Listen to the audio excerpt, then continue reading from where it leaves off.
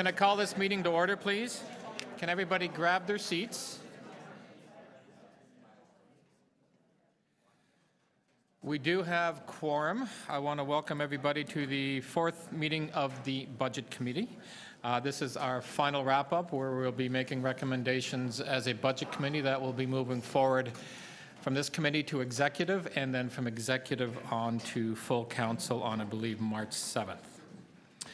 We acknowledge the land we are meeting on is the traditional territory of many nations, including the Mississaugas of the Credit, the Anishinaabe, the Chippewa, the Haudenosaunee, and the Wendat peoples, and is now home to many diverse First Nations, Inuit, and Métis peoples. We also acknowledge that Toronto is covered by Treaty 13 with the Mississaugas of the Credit.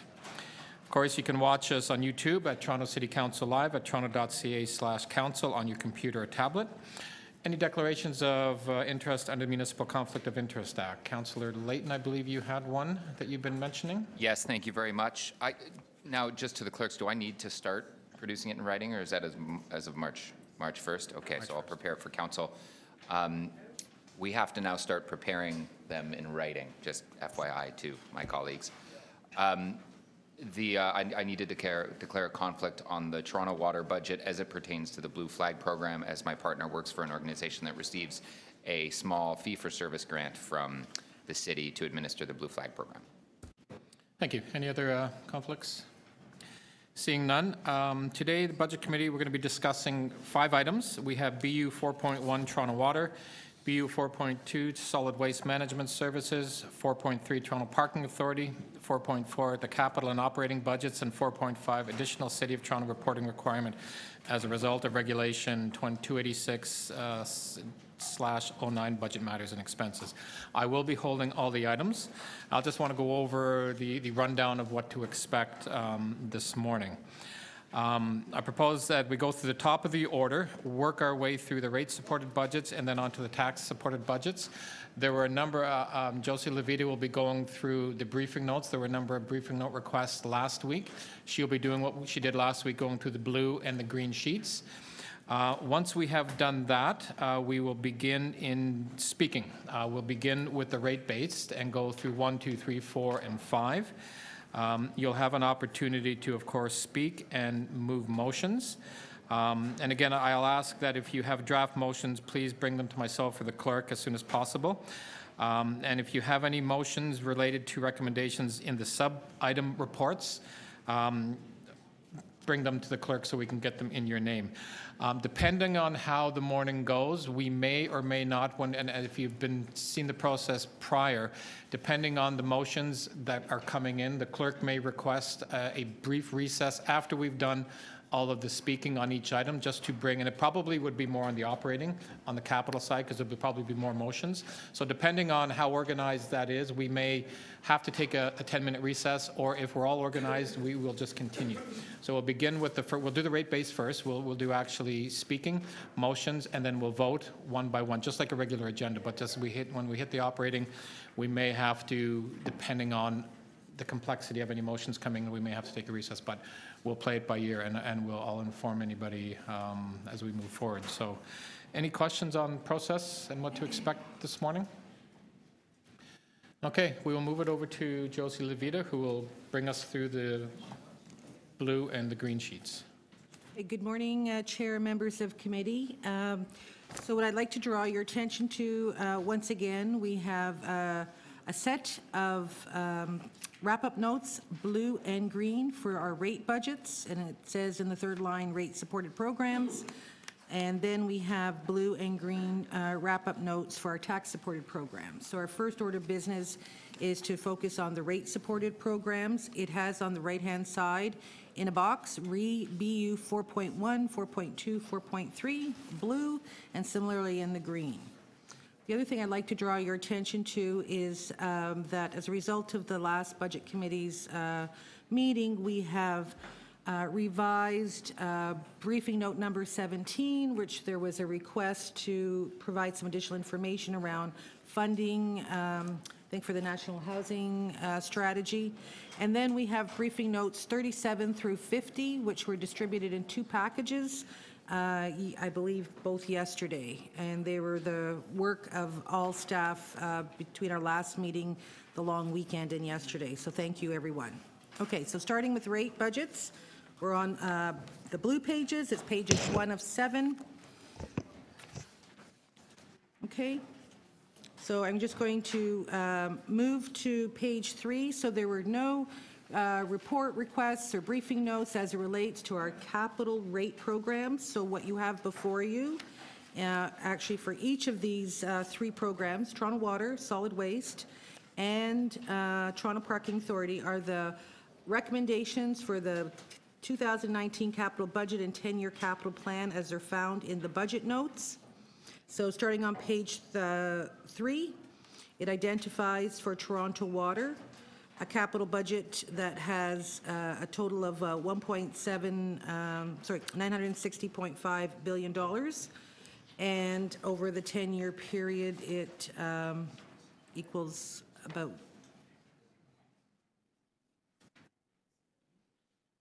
another, how many billion? 10 billion, okay. All right, so that's before you, and all the recommendations associated with that. So that's on page 3 and 4. On pages 5 and 6 are the on page 5, the recommendations in the budget notes again regarding the solid waste capital program, and that's before you and also outlined in the budget notes. On page 6, as it relates to Toronto Parking Authority, there is a report that is before you on the bike share program. What's highlighted in the top half of page 6 are those recommendations related to the capital component of the bike share program. I would request the committee to consider the report when we deal with operating, so we can just pass that at the moment. And then finally, we have the recommendations for the Toronto Parking Authority's capital budget and plan. So those are before you, and if there are any questions regarding that, and if not, we can move to the operating for rate programs. Any questions on those? Could I just clarify something? Did I hear you say you'd like to deal with the report from the operating budget for Toronto Parking Authority as well right now? Sorry, through you, Mr. Chair, what I said is we could deal with the report when we deal with the operating side of the Toronto Parking Authority, which is in a second. Okay. And then we'll just deal with the Or I report thought in you its might want to entirety. pull the second into this. Okay. I think go on to the green sheets. Okay, so having no questions on that, we now move to the green sheets. It's page 1 of 19 is where we start. On page 3, there was a request for a briefing note from the General Manager of Toronto Water regarding the feasibility under the current policy of charging for highest parameter covered under the Industrial Waste Surcharge Program, and what's the feasibility of increasing those charges levied based on each of the 4 parameters. So that is before you, and I'll have the General Manager walk through this. Because the key message here is that the phased-in surcharge parameter fee increases are not feasible for a series of reasons. Through you, Mr. Chair. I'll just provide some background. I won't read the background in the document. That's just to give you the context of what the parameters are in the surcharge agreements. But if you look in particular on page 2, we do lay out the way we calculate our charges for the various parameters.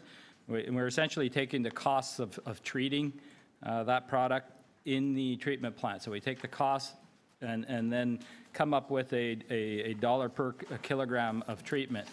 The motion that asked us to look at increasing that fee to make up for any lost revenue for charging for not all of the parameters, but charging for only the largest one, would be problematic to implement.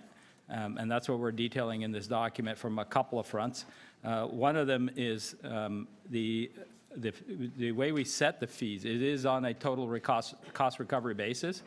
And what was being proposed was essentially just adding on top of that without any link to the cost of providing that service. So that would be going against our user fee policy, which is supposed to be full cost recovery and documented recovery. In addition to that, the amount of shortfall that we experience by not charging for all of all of the parameters, and only charging for the largest one, varies in each billing quarter. And it's all a function of 3 different variables. One is the number of agreements we have, the number of parameters on those agreements, the water that's discharged by those companies. And so that number will fluctuate. And for us to estimate how to make up that shortfall would be very difficult for us to forecast. So that's why we also say it's not feasible to just raise the one highest rate to make up that difference. It would be impossible for us to calculate effectively. So that was our conclusion. Questions? Councillor Layton? So just to be clear from that, this is the request to raise the highest rate across the board to offset for the 1 point whatever million That's currently not recovered, and you're saying that that's not a feasible process. That's correct. So if we wanted to move to a full cost recovery model, we would go down the route that you recommended in 2012, which is reflective in the motion that has been advanced circulated that I've made this year and every other year leading to this point. That's correct. If that was the objective of council to do full cost recovery, then you would charge for all of the parameters. And to make up that difference, because that was what was being asked of us to look at, was to make up the revenue but not charge all the parameters. Well, you're making me guess what that might be. The best way to do it, if you want full cost recovery for total revenue, is just to charge all parameters. So if I could just be clear that it's phased in over 7 years, which is what you originally proposed. 6 years. 6 years, sorry. And then the reasons why it's not feasible, one is the calculation of the number, but 2 is it's actually against our user fee policy. That's correct. We would be putting on a surcharge that we would have no basis of on how we would calculate it. It would be a guess, as opposed to the way we calculate the surcharge now, which is using a methodology of putting costs against treatment efficacy at the treatment plants. And what governs our user fee policy? A council policy. We have a user fee policy that council passed. So could it be challenged? Potentially, there could be a challenge by some people that we are charging more than the full cost, i.e. profiting from the way we charge, and that could potentially be challenged. I would leave that to legal to address, because a user fee is different than a tax, which is different than the rate. So Christina, if I'm accurate with that, if not, jump in, please. Yeah, we are limited in user fees to cost recovery. Okay, so we really just can't do it this way for legal reasons as well as technical ones. And if I could ask you for ethical reasons, you have company Y releasing one parameter, company X releasing that same parameter in the higher concentration, but also releasing a second parameter.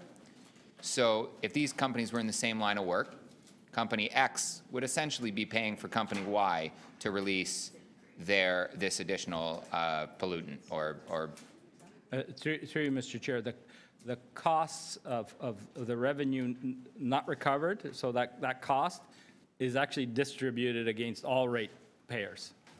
So not only is the competitor has to pay for it, but so do I. Yes, it's made up by the total rate base, it's not allocated to any small subset. So I do, Councillor Bradford does, Councillor Carroll does, Councillor Crawford, Lou, you would, Councillor McKelvey and Councillor Nunziata, and all of our residents would have to pay for one company to have a competitive advantage by not treating their own parameters on site.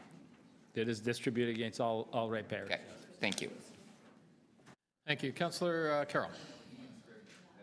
I'm trying to find it in the briefing note, and I'm trying to understand, just to be clear, if it is so hard to estimate how we have before us a costed item with a cost as precise as $203,600, how are you arriving at the estimated value of these motions? Through you, Mr. Chair, that would be as the snapshot of Q3. So we outlined that in the original briefing note. So the third quarter billing period of 2018, we knew exactly what we charged. From that, we can get a definitive number.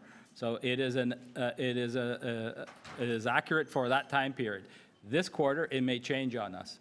So you take So you take the parameter that we are calculating the charge on and just add a snapshot of the others, others that are released that we know of. That's correct. So if all variables stayed the same, we had the same number of agreements in place, we had the same parameters that were under agreement, the same flow rates, we would see this additional revenue come in.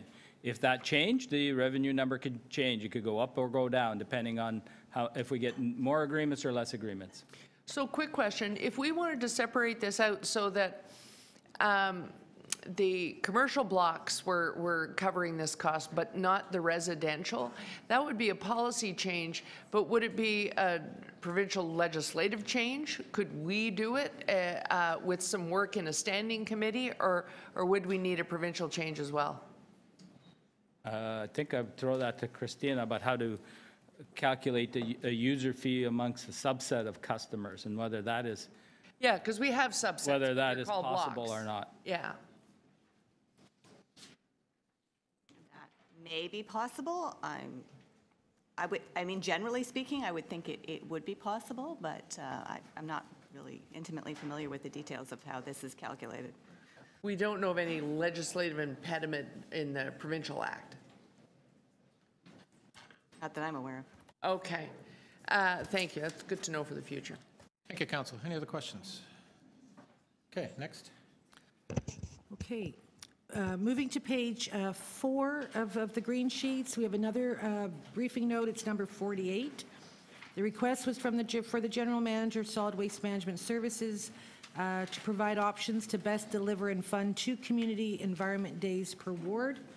That briefing note is before you. It highlights the current costs, the services provided, and staffing required for environment days, and it does identify that is based on a review of their actual expenditures against their budget, that there is room in that budget to provide an additional environment day per ward if requested by the councillors.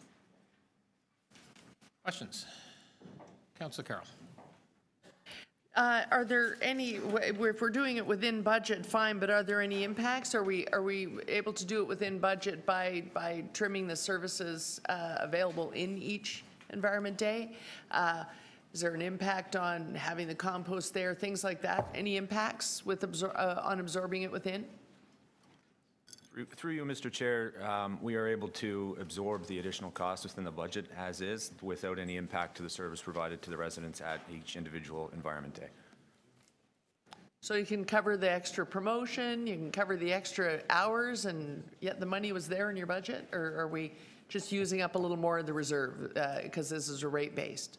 Through you, Mr. Chair, to the councillor, the money is available in the budget. We did a comprehensive review of the program and noticed that there was some money within multiple accounts that accounted for E-days, and through that consolidation we were able to provide the additional environment days within the current budget. Okay, thank you. Councillor Nunziata. Yeah, thank you. So would each councillor, would you notify each councillor if they want an additional environment day and what their need is for the additional environment day? Because we might not need the full service that we've had in the past. So we will be giving that input to you. Through you, Mr. Chair, to the councillor, the E-day service will be provided to all councillors who wish to have 1 or 2. We did send out a request for dates to the councillors. We've heard back from 9 so far who wish to have a second environment day, and those will be provided with the same level of service that your first E-day was so we're provided not on at going no cost to the council. Okay, because I thought we discussed at the last meeting that there are some councillors that may not need that full service on the second environment day where there could be a cost savings as well, right? Correct. Through you, Mr. Chair, one of the challenges with offering a diverse range of services based on your second environment day, maybe not having compost, maybe not having certain items collected, is that it really comes down to a communication issue with the residents. And one of the challenges is if a resident shows up with paint and perhaps that's not being collected at this environment day light, there will be a challenge with delivering that high level of service to the residents. So keeping it consistent, having that same message is what we recommend doing. Thank you. Thank you. Any other questions? So I just have one just quick, just to clarify that if a councillor wants a second Environment Day, it's up to them to contact you to have it and to organize that. So if they don't contact you, they won't be getting a second one. Correct. I just want to be clear. Well, that's it. I mean, so we just need to, and we'll probably have to repeat that again at council. So, okay, thanks. Okay, next. Okay. So that concludes the number of briefing note requests for our rate program. So if we move to page 5, just like to summarize motions that had been tabled at this committee and refer to this meeting. The first one for Toronto Water is a request, I believe it came from Councillor Layton, recommending that effective January 1st, 2019, Council approve the industrial waste surcharge program formula for the calculation of surcharge fees to be applied to all treatable parameters and so on. So that's before you. A second one for the Toronto Parking Authority on the bottom, page 5. That City Council requests Toronto Parking Authority Board to request the President of Toronto Parking Authority report to Budget Committee on the following for consideration prior to the 2020 budget process. 1, ridership changes at bike share stations directly adjacent to the Richmond, Adelaide, and Bloor Street West bike lanes from before implementation to implementation. And secondly, the feasibility and financial impact of extending bike share travel times from 30 minutes to 45 minutes for annual members. So those are 2 motions before you. If we continue on page 6, we are now looking at various referrals and reports that are before the committee as it relates to these 3 programs. So the first one comes from the 2018 budget. We discussed this at our last meeting, which was a request of the General Manager, Toronto Water, to bring forward for council consideration as part of the 19 budget process a one-time contribution of $3 million to the tree canopy reserve. As we discussed it at our last meeting, it has not been included since the motion refers to front lawn and boulevard sod repair and replacement work that's already being performed and funded. So that is that one. Then as it relates to the next program we've got before you are the operating recommendations from the budget notes for Toronto Water. So that has been identified here on the bottom of page 6 and the middle of page 7. So it sets out the recommendations for approval of the budget and a contribution from current capital from current contribution of $867 million. And so that approval of these recommendations would establish the operating budget for 2019 for Toronto Water. The other item before you on Toronto Water's report on the 2019 water and wastewater consumption rates and service fees. Everything here on the left side itemizes the recommendations to ensure a recommended rate increase effective April 1st, 2019. And everything is listed on pages 8 and 9 of these wrap-up notes for your reference, as well as on page 10. Moving to solid waste management services. The member motion from City Council referring or recommending approval or, adopting the idea of having a second Community Environment Day. We just heard from the General Manager about the ability to do that. So subject to the outcome of the budget process, and then there would be up to two Community Environment Days available per councillor for 2019 and going forward.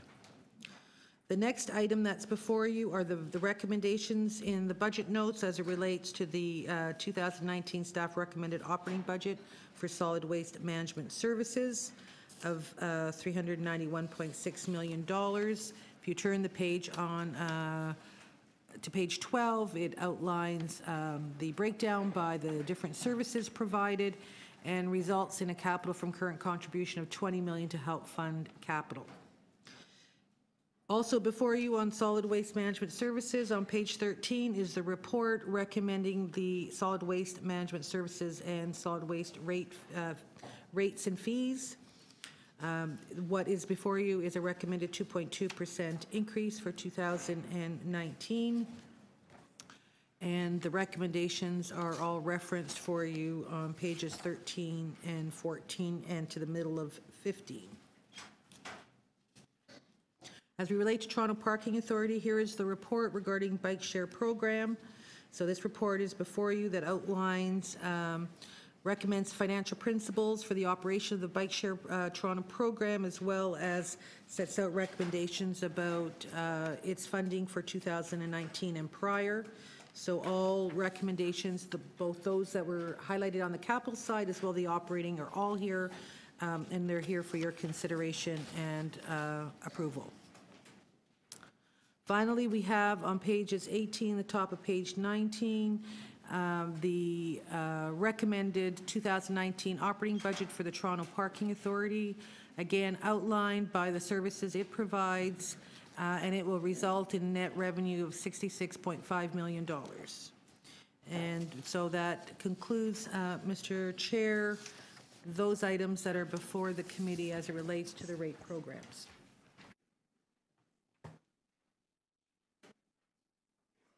Questions? Councillor Layton. Yes, they're for the Toronto Parking Authority on the bike share program.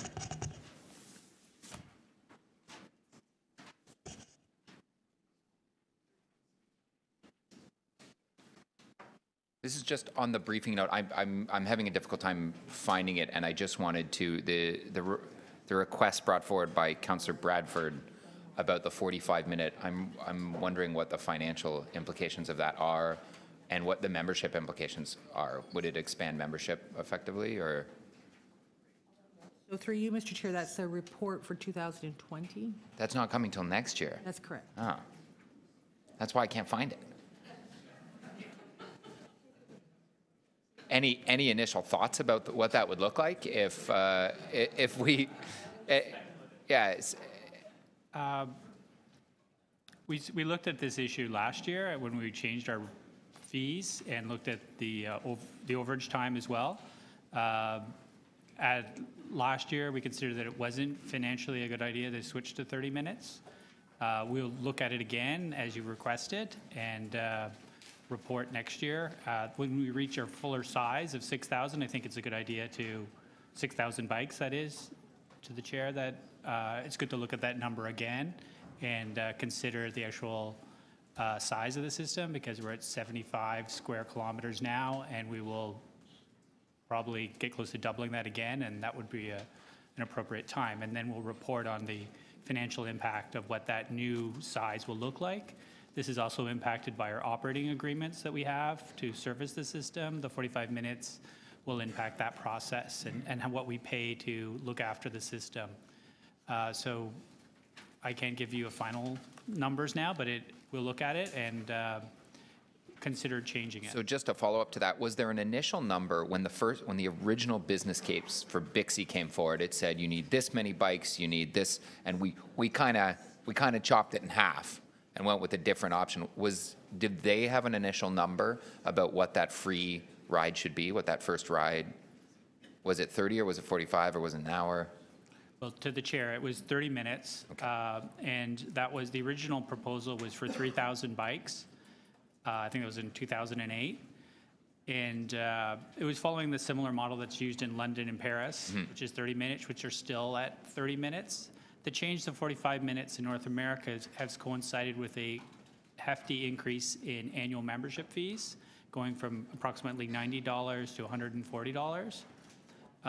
So we're looking at that. Okay. It seems that much bigger systems than ours are still on the 30-minute. Okay. Okay, thank you. Thank you. Councillor Bradford. Just to clarify, though, you could have a different approach for, because you talk about such a big revenue share component, and I think I recall roughly 1/3 is on overage fees. So you could have a different approach for annual membership versus people who are just purchasing a pass for the day. Is that correct? To the chair, yes. The issue with when you split the overages in the two different time periods, a 30-minute and a 45, is that it will create more confusion, and we're trying to not create confusion with our rates. So people who are, say, bought a day pass could consider that, well, I have 45 minutes. Well, really, we're charging them for the 30-minute time period, and I think we'll get more customer complaints. That's why we've kept it at one number, and should be, and the recommendation is that we should stay at one number from last year for 30 minutes. But again, we'll look at it and look at the impact of going to, say, one time period of 45 as you requested. That's great. Yeah, it could even be an incentive for annual membership, right? Like that could be part of that as well. Yeah, to the chair, the current number is the average annual membership trip is something south of 13 minutes. So the average time is, and that number's been actually going down over the last 3 years. I think it was around 15 minutes 3 years ago, and then it went down to 14. In 2018, it was down to 13 minutes. So we're looking at it very closely. So it does seem like a feasible idea. Thank you.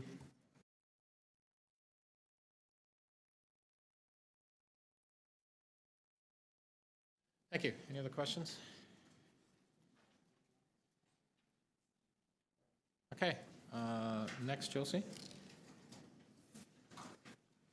Or is that it? That's it for the rate programs.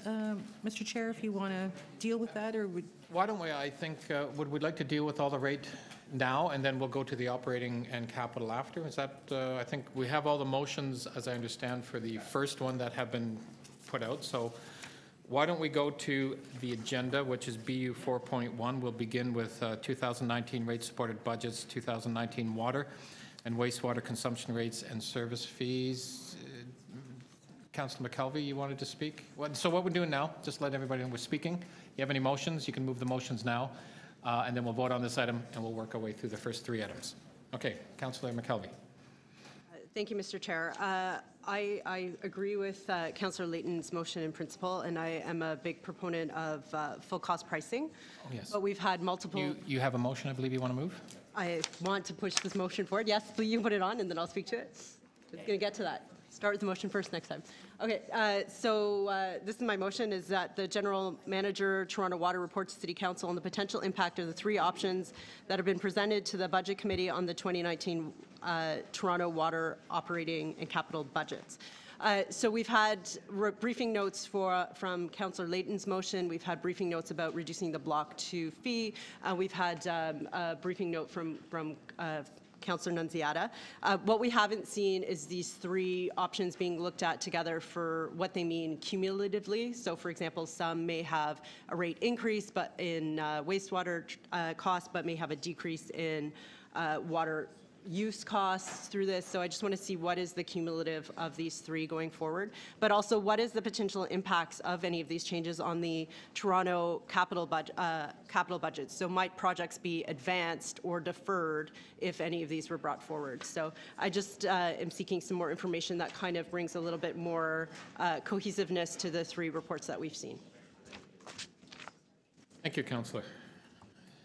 Any other speakers to that? Councillor Layton, I believe you actually had a motion. Yes, I have two motions. One that's referred from February 4th and 6th that City of Toronto direct that effective January 1st, 2019, City Council approved that the industrial water surcharge program formula for calculation of surcharge fees be applied to all treatable parameters that exceed the sewer bylaw limit, instead of only one parameter that exceeds the sewer bylaw limits by the greatest amount, allowing for full cost recovery for the wastewater service provided by the city, such surcharge to be phased in over 6 years, a 6-year period to mitigate impacts to existing companies, and B, that City Council direct the General Manager, Toronto Water, to report to the Budget Committee for consideration as part of the 2020 budget process on how Toronto Water can amend water charges for all services that could be beneficial to manufacturers and large water users and meet other Toronto Water policy objectives. I hope this is the last time I read Motion A. Because I think over the last 7 years since our general manager originally put this forward, I think we've demonstrated that this is a more than fair approach to treat all companies equally, to give an incentive for companies to reduce their costs by treating their own parameters on site, and also to send a clear message that if you are going to use and benefit from city services directly, that our user fee policy is implemented fairly across the board.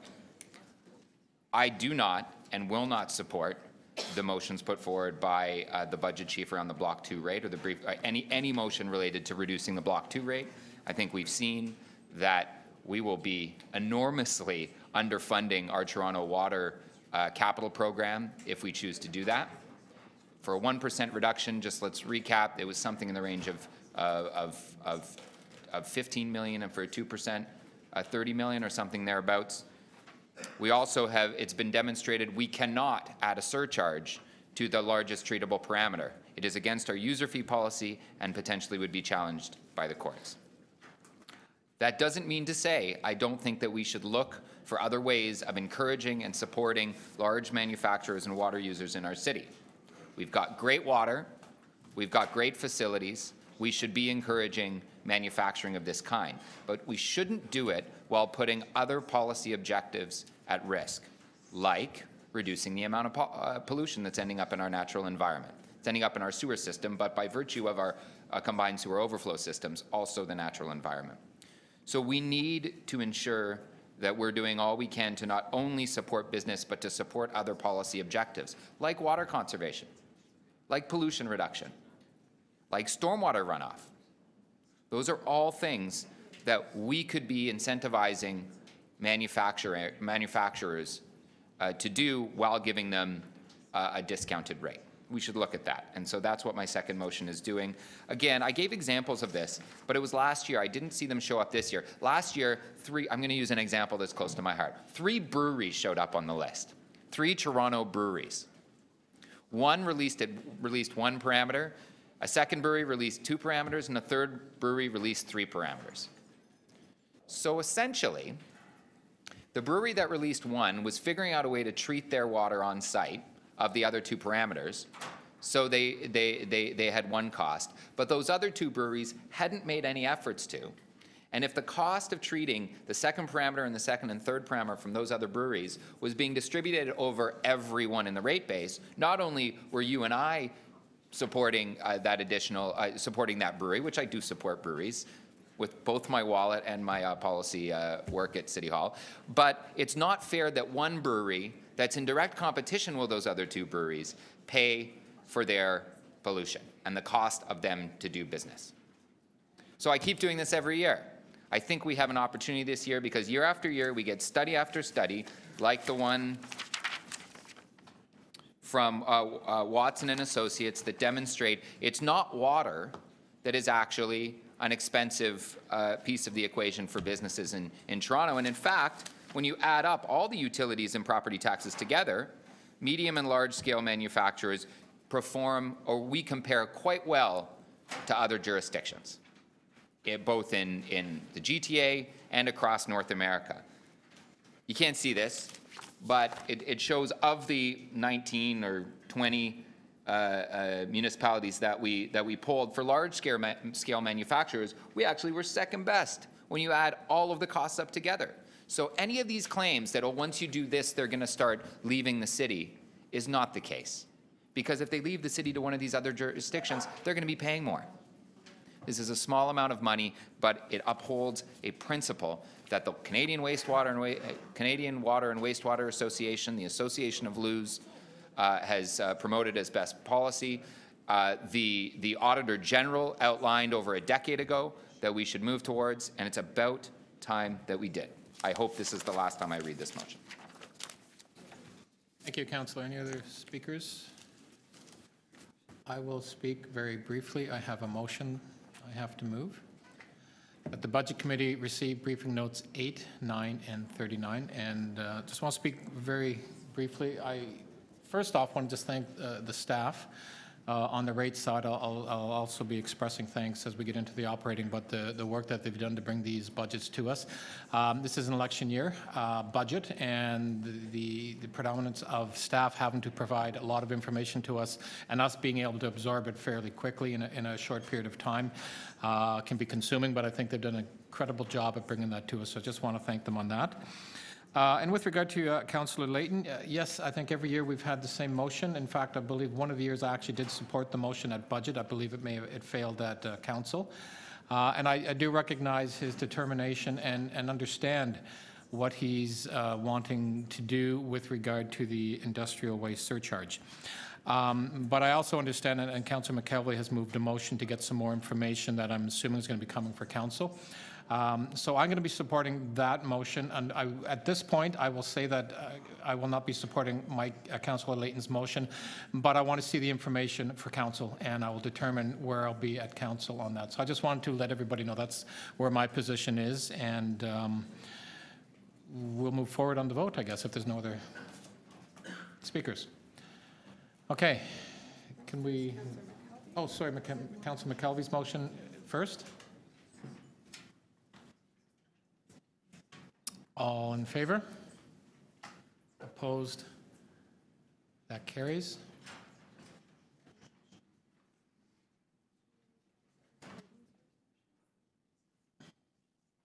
This is Councillor Layton's motion. All in favor? All in favor? Councillor Layton? Or do you do that? Okay, all opposed? Oh, sorry, so Councillor Bradford was also in favor. I didn't notice that. All opposed, Councillor Nunziata, Councillor McKelvey, and Councillor Crawford. That loses. So I do have to make the motion again. And we're expecting, anticipating it. Next.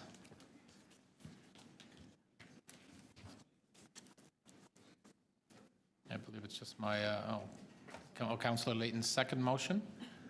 All in favor? Opposed? That carries.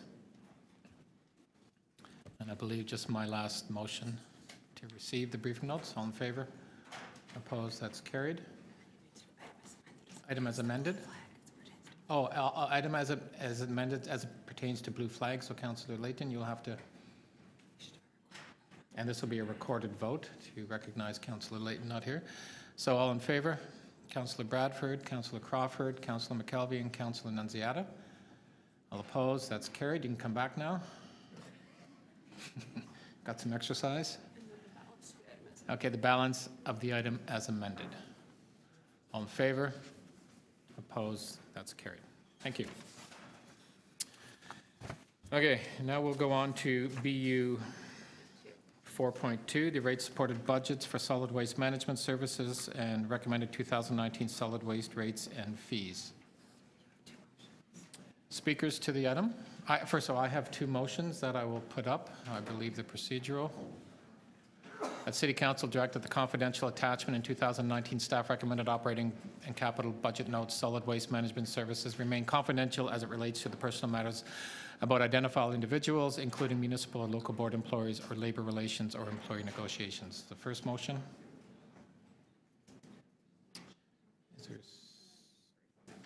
Oh, just to, that the Budget Committee receive briefing note number 48. So those are my motions. Any other speakers to the item? Councillor Layton? I'll speak briefly. Yes, I'd just like to thank staff for bringing forward the budget. I know it's difficult to take forward rate increases, and particular ones that are going to have an impact. I suspect we're all going to get phone calls when people's bills start arriving, not because of the 2%, but because we said 2%, but in fact, with the reduction in the in the rebate, that people are going to feel this a lot more.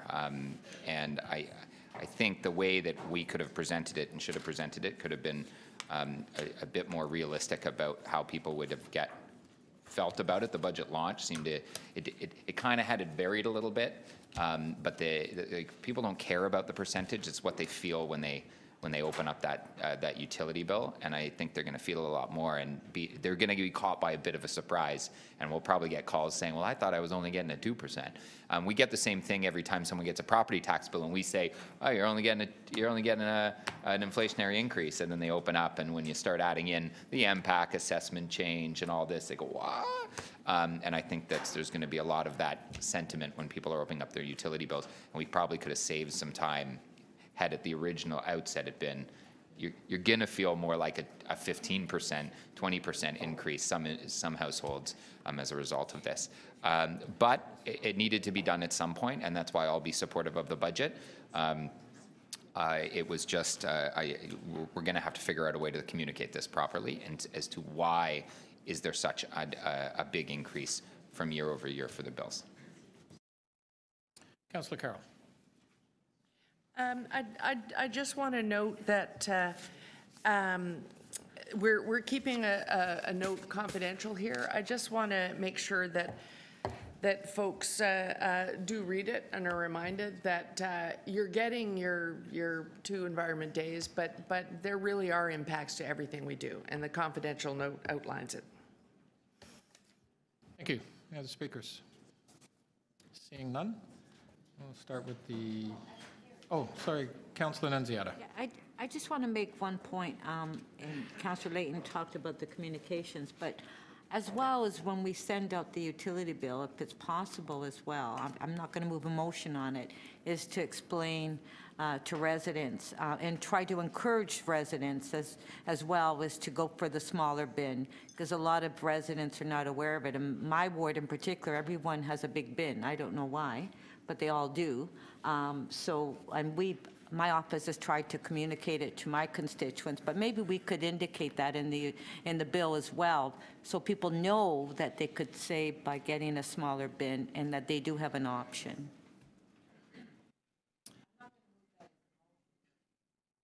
Okay, thank you.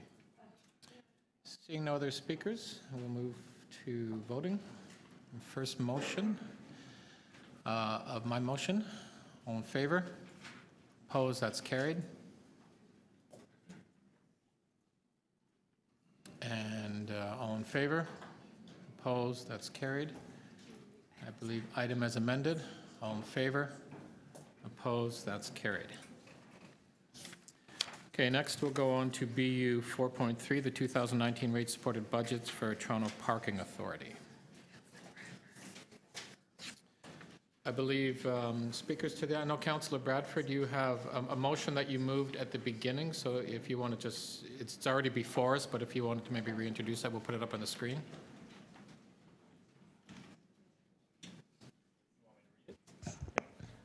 You could, it's up there. It's already before us, but I just wanted, just a reminder for everybody that that is before us, that you moved to be first meeting. Yeah, well, just speaking to it, and we kind of did briefly through our questions there, I think it's important as the network expands and we continue to expand, we've seen growth in the bike share program, that we look and continually to look at possible ways to incentivize commuting through active transportation, finding different ways to do that. This motion, looking forward in the 2020 budget process reflects that. And also with the resounding success that we've had on Richmond and Adelaide, taking and Bloor Street and taking a look at that information, looking at that data and seeing how that fits into the equation with respect to bike share. As the network grows, I think it is feasible.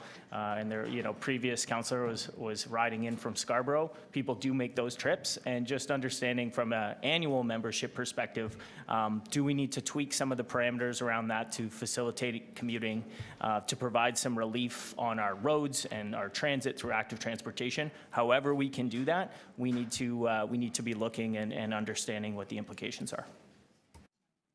Thank you. Any other speakers to the item? Councillor Layton. Yeah, I'll just say I think that the expansion of the bike share program in the purview of Toronto Parking Authority has been a great success. I love to see its growth. I'm glad we have some support from other levels of government, including from our own with through development applications with the use of Section 37. This is what Section 37 is for. It's for ensuring that our city, our communities can absorb density, and that's what programs like this do. When we rolled out the Richmond-Adelaide bike lanes, when we rolled out the expansion of the bike share program west along King Street, where people just weren't able to get on the streetcar, that got people more comfortable biking because they were seeing those cyclists roll by. They couldn't get on a streetcar, and they started saying, well, what if I could do that?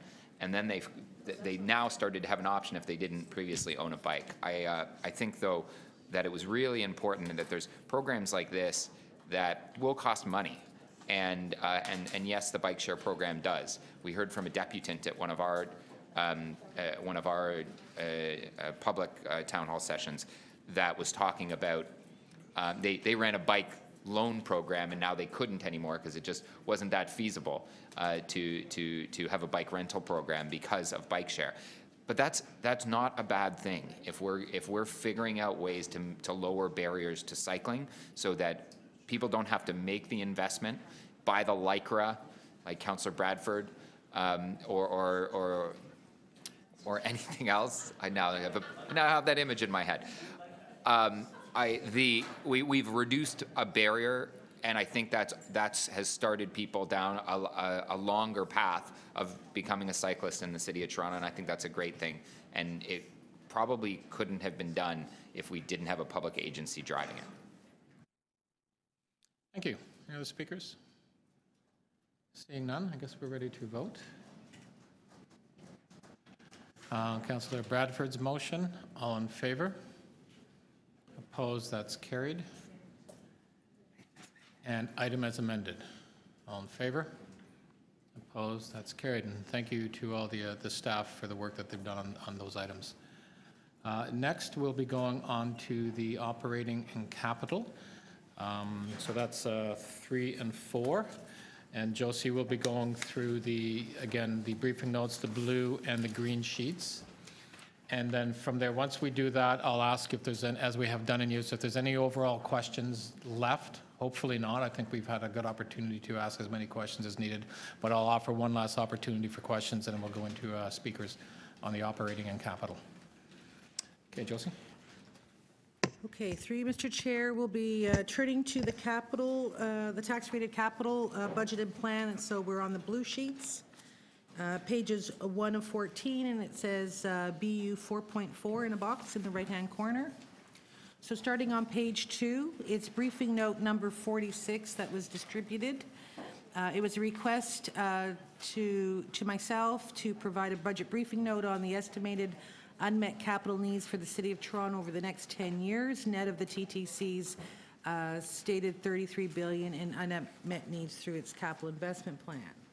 So that briefing note is here. We've essentially consolidated what was sitting in each of the budget notes to bring it into one place. There's an attachment that summarizes the number of projects in total over the 10-year period. The unmet needs are about $12 billion with almost $4 billion in debt funding required. We've also given additional 5-year for those projects that actually begin in the 10-year period but don't that extend out and get completed in the 5-year. So we're looking at a total of $13.5 billion gross and $8.6 billion of debt funding, based on the estimates that we have today, both on the expenditure side and on the funding source side. So we've been doing this since 2015, so we can get better visibility of what's not making it into the capital plan, both from a capital planning and budgeting perspective, but also to help support financing strategies to understand the requirements that are coming forward. What the briefing note also identifies for you is that when we look at this as part of the annual budget process, we've established some criteria to help set some priorities so that we can consider what needs to move forward based on any additional debt capacity or other funding sources that can be secured. What's not on the list is the transit expansion program. Work is underway to revise all that. There's actually a report coming forward in early Q2, so that will be coming forward on its own. As highlighted in the launch, there are a series of secondary master and service plans, so we only have identified here what has been before Councillor, which is kind of underway. There are always emerging city or local priorities where opportunities for revitalization and development, if they haven't been through committee or council, they're not here. And of course, anything beyond the 10-year capital plan in earnest is not here. So one of the things we will be looking at for the next budget cycle is to start extending beyond the 10-year time frame so we can have a more fulsome view of a comprehensive view of what might be coming, understanding that they're only preliminary, but it helps us plan. Questions? Councillor Carroll. Yes, I'm trying to find, am I reading this wrong? I'm trying to find the state of good repair. This is capital unmet needs, and when I open it, I've got what looks like it's state of good repair stuff, and then growth related. But under state of good repair, I don't see all the divisions. So Here we are. Yeah. Here we are. For transportation services, I can't seem to get, if I take the two places here, I don't see all the state of good repair because it's not adding up to what appears in the transportation presentation, which is that at the end of the 10-year capital plan, we will have $3 billion worth of unmet state of good repair needs. But it's not adding up to that here. So through you, Mr. Chair, if we look at the appendix on page 1, the details. I'm having trouble, oh, I see, there's 2 PDFs, okay. So if I look at the appendix, which is where I was before, I thought I was opening the whole thing. If I look at the appendix, page 1 of the appendix, what am I looking at? So we're looking under the category called state of good repair. Yes. And what we've highlighted Oh, here. there it is. It's transportation appears in, I was looking at, there's a transportation services at the bottom, which is the wayfinding, but I see the 3 billion is further up here. Okay, I've got you. I've got you. So the sum of all those numbers addresses the total state of good repair backlog estimate at the end of the 10-year period. So that's what we've identified here. So there's actually three and a half billion in state of good repair needs and transportation. Then service improvements adds another 75. Adds another 75,000 to that, or 75 million, and then another 1.2 billion in growth-related needs, and that's just transportation services. That's Okay, I've got it. I have to combine it all up there. Thank you. Thank you, Councillor. Any other questions? Okay, next. So on page 3, it's briefing note number 47, also a request made to my staff, providing the 10-year historical state of good repair budget and then the amount spent in both dollars and percentage. So briefing note number 47 highlights that over the 10-year period. On page 2 of the briefing note, we have summarized the budget by year, which ranges from 1.4 billion to 2.5 billion for state of good repair. On the actual side, that's $1 billion to about 1.8 billion. The unspent is from 325 million to 700 million. As a percentage, it's from about 23% to 28%, and then the spending rate. And then we've identified the average over the 10-year period. So essentially what it's saying to us is that on average, over the 10-year period, we've had a state of good repair tax-supported capital budget of almost $2 billion. We're spending about $1.4 billion. On average, we're underspending about $500 million, representing about 28%, but have a spending rate of about 72%. So we've been doing a lot of work with staff over the last few years to try to better refine those estimates. I do want to draw your attention to the table towards the bottom of that briefing note that then compares the spending rate to the overall spending rate, state of good repair versus overall. So we tend to have higher spending rates in state of good repair. It's not quite as complex as the service improvement and growth-related projects that have, a lot of stakeholder engagement, multiple parties, potentially other third-party funding, and more complexity in delivery. So, Mr. Chair, that's the information on that briefing note. Questions? I think we're good. Okay. Next briefing note is briefing note number 38 from the General Manager, Shelter Support Housing Administration, regarding the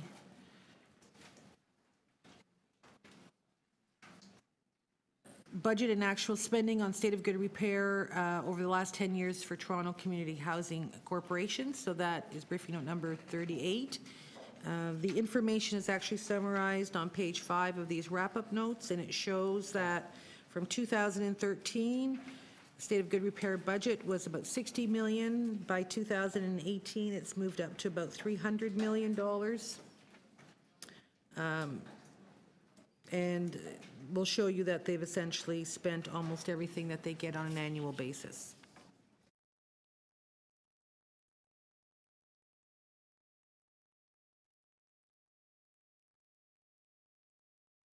Are there any questions? Thank you. Councillor Carroll. Sorry. So am I to believe that in almost every year, they just came in at exactly 100%? Bang on 100%. Is that really what we're saying here? They were that consistent? 100%, exactly to the penny. Hear you, Mr. Chair. Yes, we were. Did you ever go over? Did you ever do 102%? There are divisions that have. There are multi-year projects embedded in that budget that will carry on year over year, Yeah. but we spend what the board allocates in a given year. So if we give it to you, you're a good spender. So how much are we giving you, to refresh our memory, how much are we giving you this year and next year and the year after that? Just the So- 3-year, multi-year outlook. In 2018, you gave us $160 million. Oh, so there was some carry forward there. We were able to open 143 closed units. With that funding, it fully supported the capital spend planned for that year. So that was 163. $1 million worth of completed work. You So funded where did the 100 rest of the 300 come from? It didn't come from us? No, Okay, so that was just capital from current, so to speak, from your Correct. internal revenue.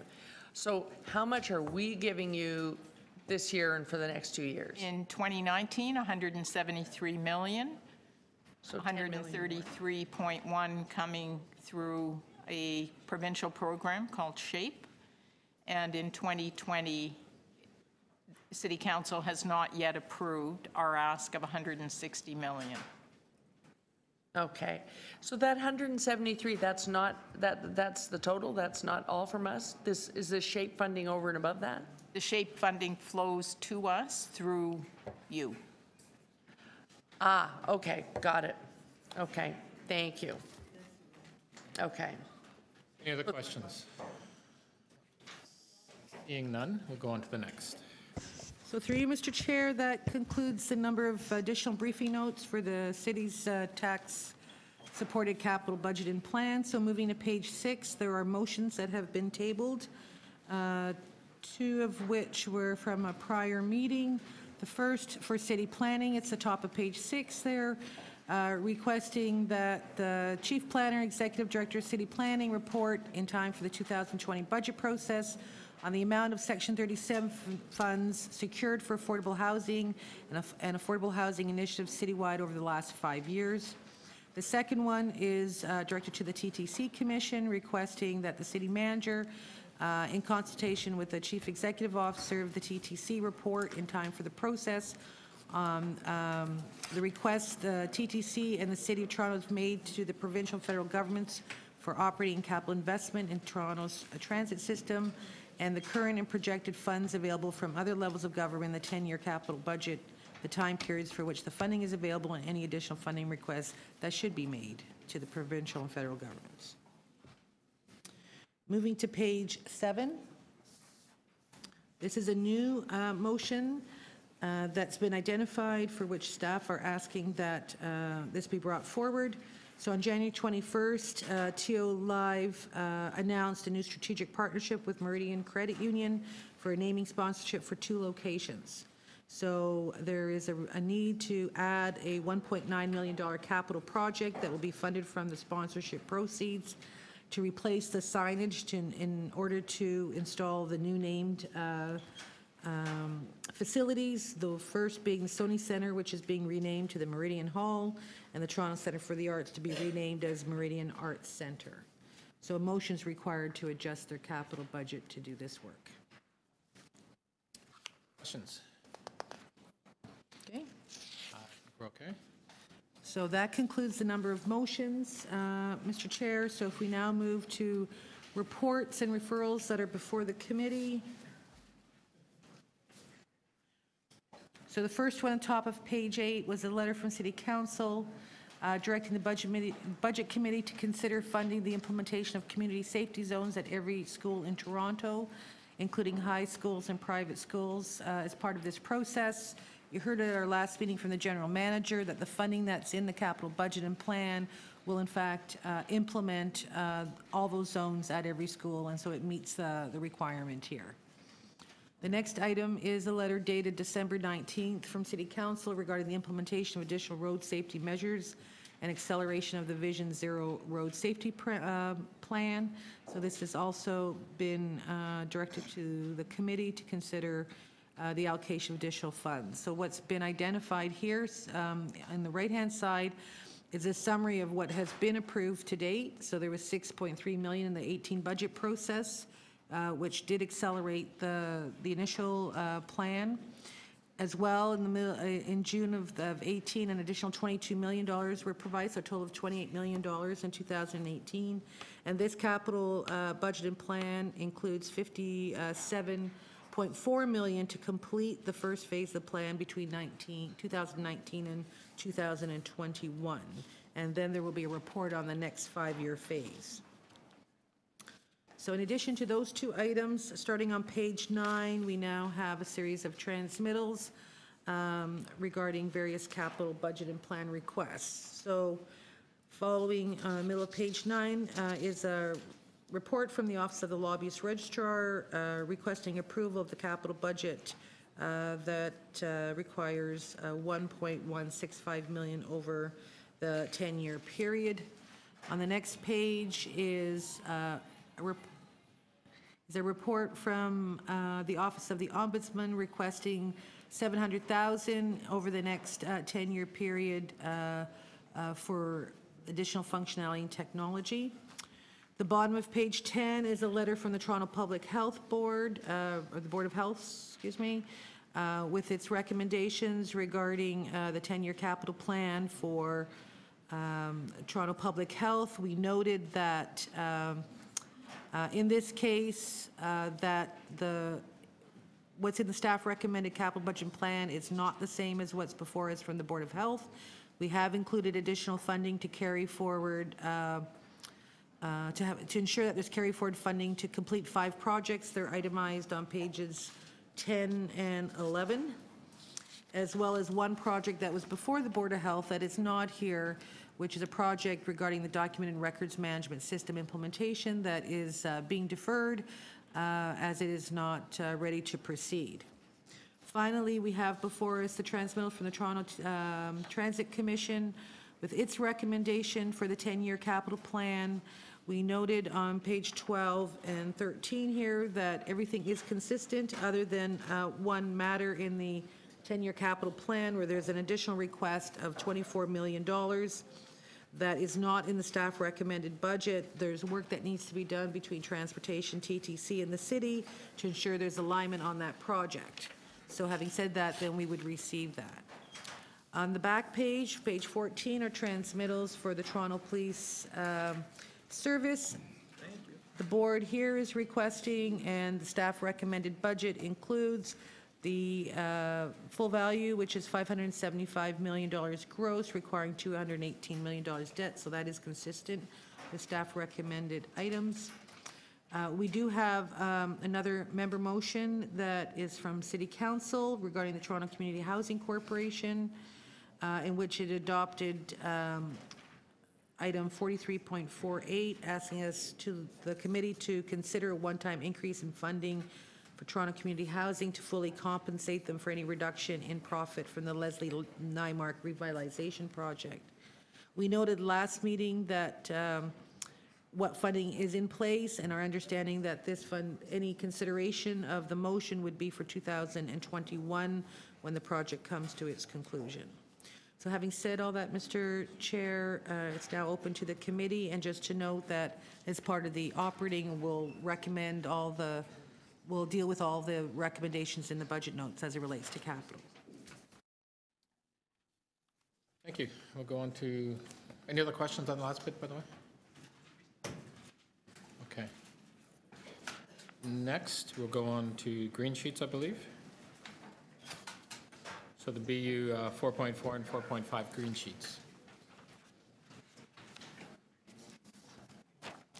Okay, we're turning to page 4 of the final document, the green sheets for BU 4.4 and 4.5. So as noted earlier, we have a revised briefing note number 17 There was a request at the last Budget Committee to include the Appendix A, which outlines the federal housing and homelessness funding that's been received between 2016 and 2019. So there's an appendix that's now been attached for that revised briefing note. Are there any? Okay. So if there are no questions on that briefing note, we can. I think we're good. We can move on. Okay. So moving to page 5. So briefing note number 37 is a response from the General Manager of Shelter Support Housing Administration that had a series of questions, which I'm not going to repeat, but they are outlined on page 5 and 6. And the answers are all here. So if there are any questions just regarding additional information on shelter and 24-hour respite sites. Any other questions? I think we're good.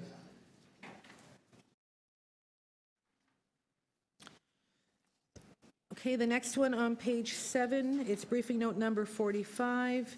It identifies it was a request to identify the increase in subsidy to the TTC over the last 4 years. So what it's showing is that of the almost $200 million increase between 2016 and 19, that it was primarily, or 25% of that was, most of that was funded through property tax increases, $152.5 million.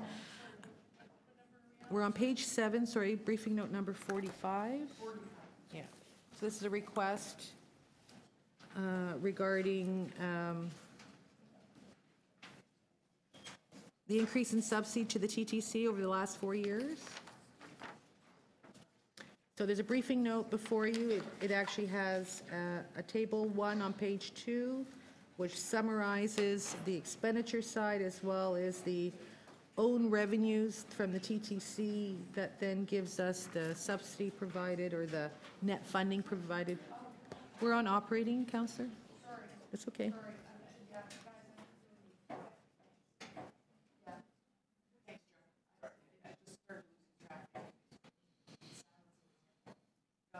Okay.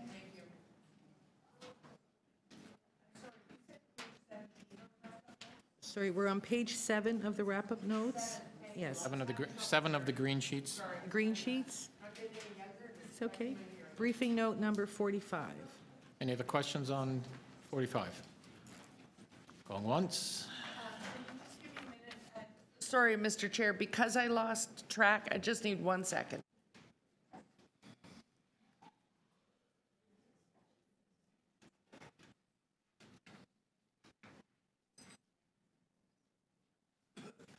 Any questions, No, Councillor? I'm good.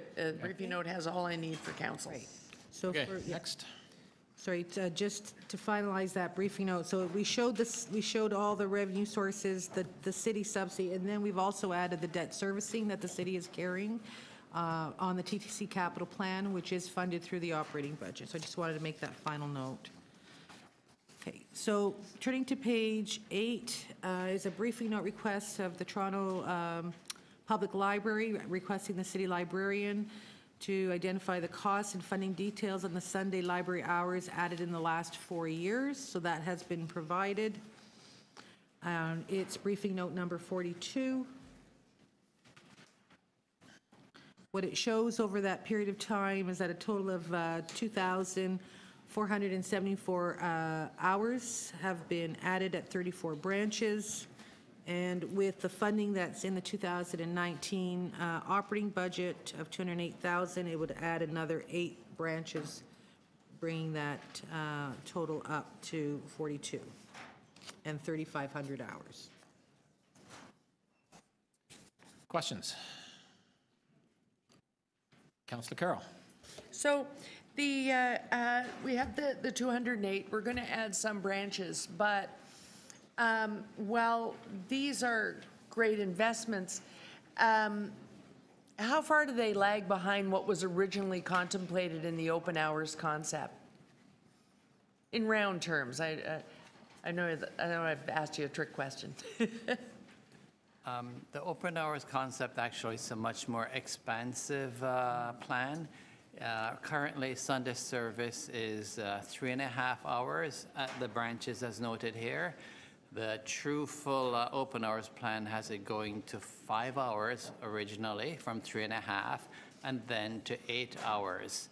So this should more than double in the full open hours plan. Right. So if we had been investing a little more as we went along, it would be a combination of more branches would have been achieved, but also we would have been to the next level of hours as well. That's correct. The open hours plan has more branches, more hours. Right. Okay. Thank you. Thank you. That's my question. Thank you. Thank you. Any other questions? No. Next. Again, it's a request through Mr. Chair of the Toronto Public Library. It's page 9 and briefing note number 43 on the cost and funding details of the youth hubs added in the last 4 years. So this briefing note identifies that since 2015, we've added 9 new youth hubs across the city, and that the staff recommended funding that's in the budget would add 2 more, bringing it to a total of 11.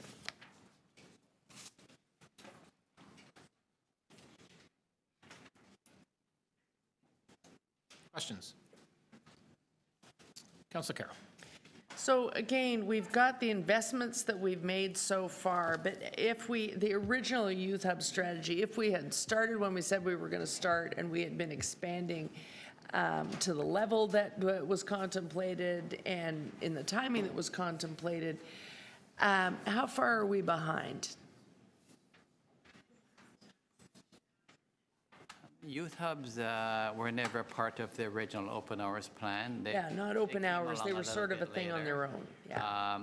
2 years ago, we submitted a plan, a 3-year plan for youth hubs. As you saw in the last budget committee meeting, SDF&E presented a plan with youth spaces, both in PFNR and TPL. And at the library, we had an additional 10 plans in that outlook. Internally at the library, we have a plan for 20 youth hubs, 20 additional youth hubs. And so we have an internal plan for additional hubs that we're taking to the board also. Right. And so if the funding was there, these are all going inside existing libraries. So if the funding was there, the space that's contemplated in each of the branches is there. It's just a matter of the funds to deal with it. There isn't a matter of, well, the library we're talking about, and that one is still does not exist yet. These are existing branches, and you know exactly where you would apply the funds if you had them right now. Through the chair, yes, we do have a preliminary plan of where the youth hubs would go. We would stagger them based on which branches are undergoing a renovation. Therefore, we would open the youth hubs when the renovation is done and so on. But we do have a plan of where all the hubs would go, and they would be within the existing branches. That's correct. Right. Okay, thank you. Those are my questions. Thank you, Councillor. Okay, next. So through you, Mr. Chair, we're on page 10 of the green sheets. It's briefing note number 44. Request of the CEO of TTC to provide a budget briefing note on the methodology used to calculate the proposed lane occupancy recovery fee. So the briefing note highlights that currently we have a temporary street occupation permit fee that the city or transportation services uses in the right of way, but it doesn't include any recovery for incremental transit costs. However, when lanes of traffic are closed, it is impacting service hours, and so this proposal is to try to address that. Questions? Any questions? Okay, next. Oh, Councillor Nunziata had a question. Who do I ask the question to? TTC is coming up. Oh, okay. So,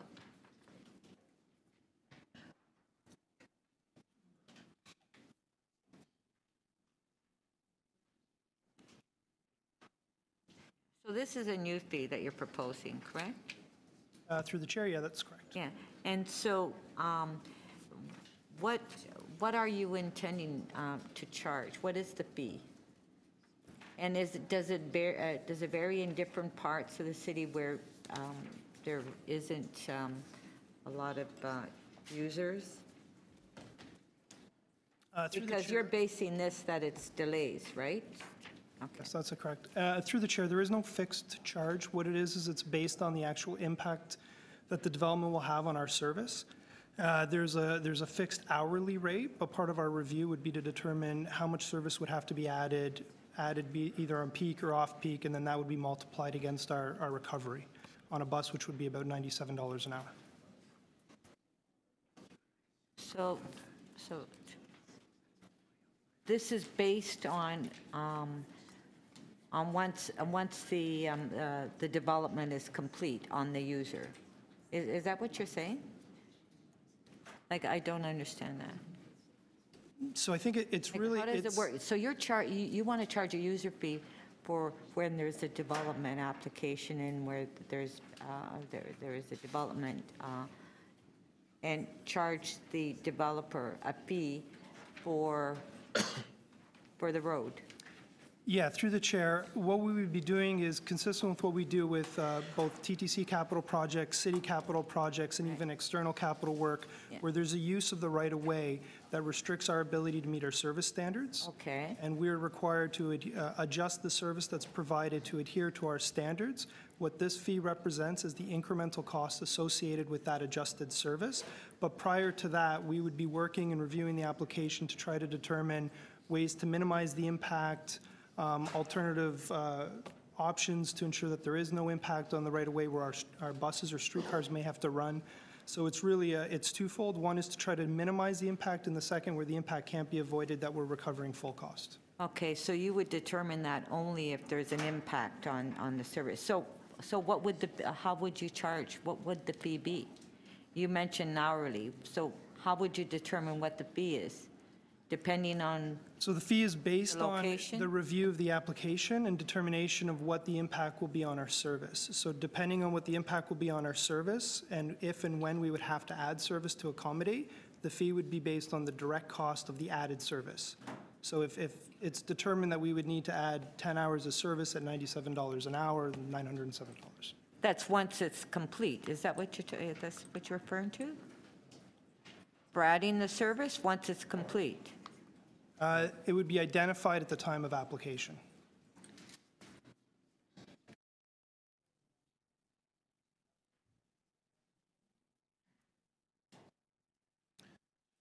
Okay. Okay, well, a few more questions we'll have offline on that one. Any other questions? Okay, next.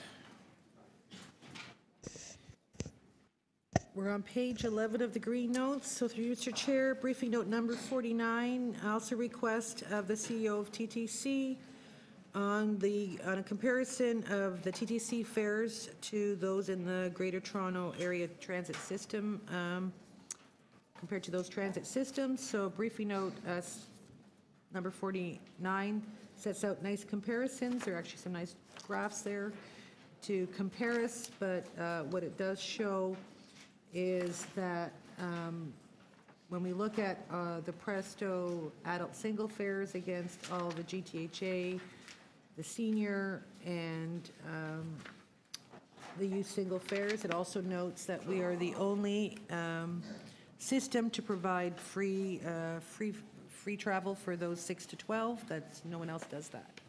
Are there any questions on those details? You can ask TTC. Councillor Carroll? Yes. First of all, they are, Ms. Levita is right. This is a perfect politician's briefing note. It's full of charts. I was surprised to note, first of all, the very first one, the degree of harmonization. So these are systems where there is no youth or senior or low-income fare. It's, I'm assuming, though, we didn't ask about children's fares because ours is free. They probably have a children's fare, and that's about it. Through the chair, so it is noted that across all the agencies, 5 and under is free. What you're seeing here is just on the cash fare. There are differentiating fares if they're using a Presto card.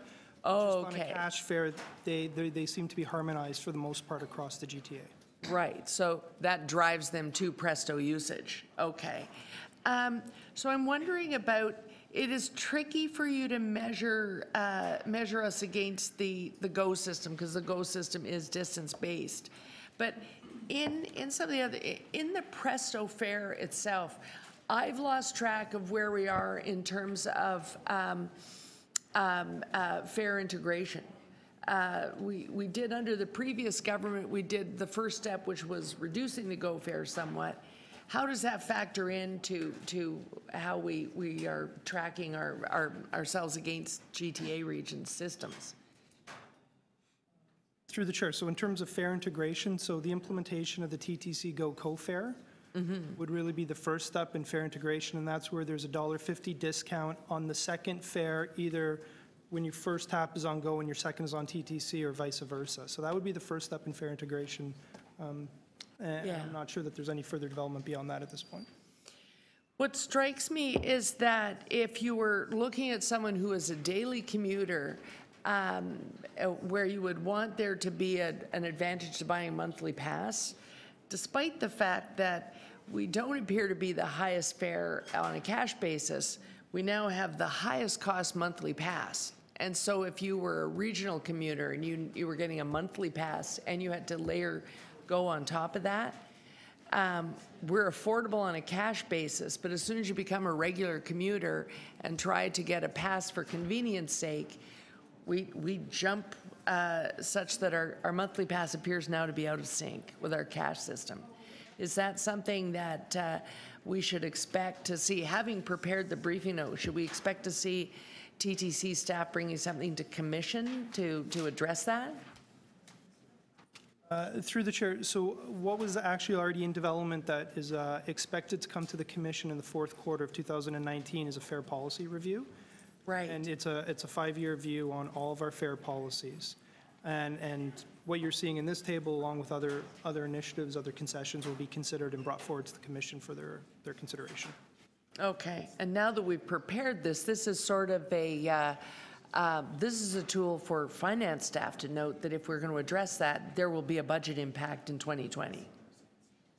Through the chair, absolutely. Okay, thank you. Any other questions? Okay, next. So through Mr. Chair, briefing note number 50 again, directed to the TTC, was to provide information on recent improvements to capacity on the network. So that briefing note highlights the key changes that have been made since the 2015 and includes a table that summarizes it quite well. But it includes reduced crowding on buses, streetcars, and subways, reduced travel times by expanding and enhancing the express bus network and increasing the availability of transit by operating most routes 7 days, expanding the overnight network, and starting subway service earlier on Sundays. Questions? This is good. Okay, next. Bottom of page 14 is a request of the Toronto Police Service Board and the Chief of Toronto Police to provide a budget briefing note on the total new hires planned for 2019 for the Toronto Police Service. So briefing note number 41 highlights that there is a significant hiring plan for 2019 to address the historical declining level of deployed uniform officers due to higher than expected separations through 18 and 19, as well as hiring for increased civilianized positions that have happened through their transformation efforts. So on page 19, on page 15, it summarizes the recruitment. Recruitment will include 321 uniform officers, 514 civilians, including 122 special constables, 186 part-time retirees, and 206 other civilian jobs for a total of 835 hires. Questions? I think we're good. I believe it's the last briefing note request. It's bottom of page 15. Briefing note number 40, requested of the Toronto and Region Conservation Authority to outline the costs of addressing the funding imbalance between municipalities over a 3-year period. So that has been brought forward for your information. So giving the imbalance amongst its partner municipalities, the briefing note shows it's mostly the City of Toronto, given our financial challenges over the last number of years, but also I believe it's Peel as well. But for the city to rebalance the proportion between the city's contribution with the other member municipalities would require at least an additional $2 million by 2022. And the briefing note outlines what that impact would be over those 3 years, roughly about between $670,000 and $685,000 per year. Questions? Nope. We're good. That concludes the briefing note requests. So turning to page 17, there are motions that were tabled at prior meetings that are before you.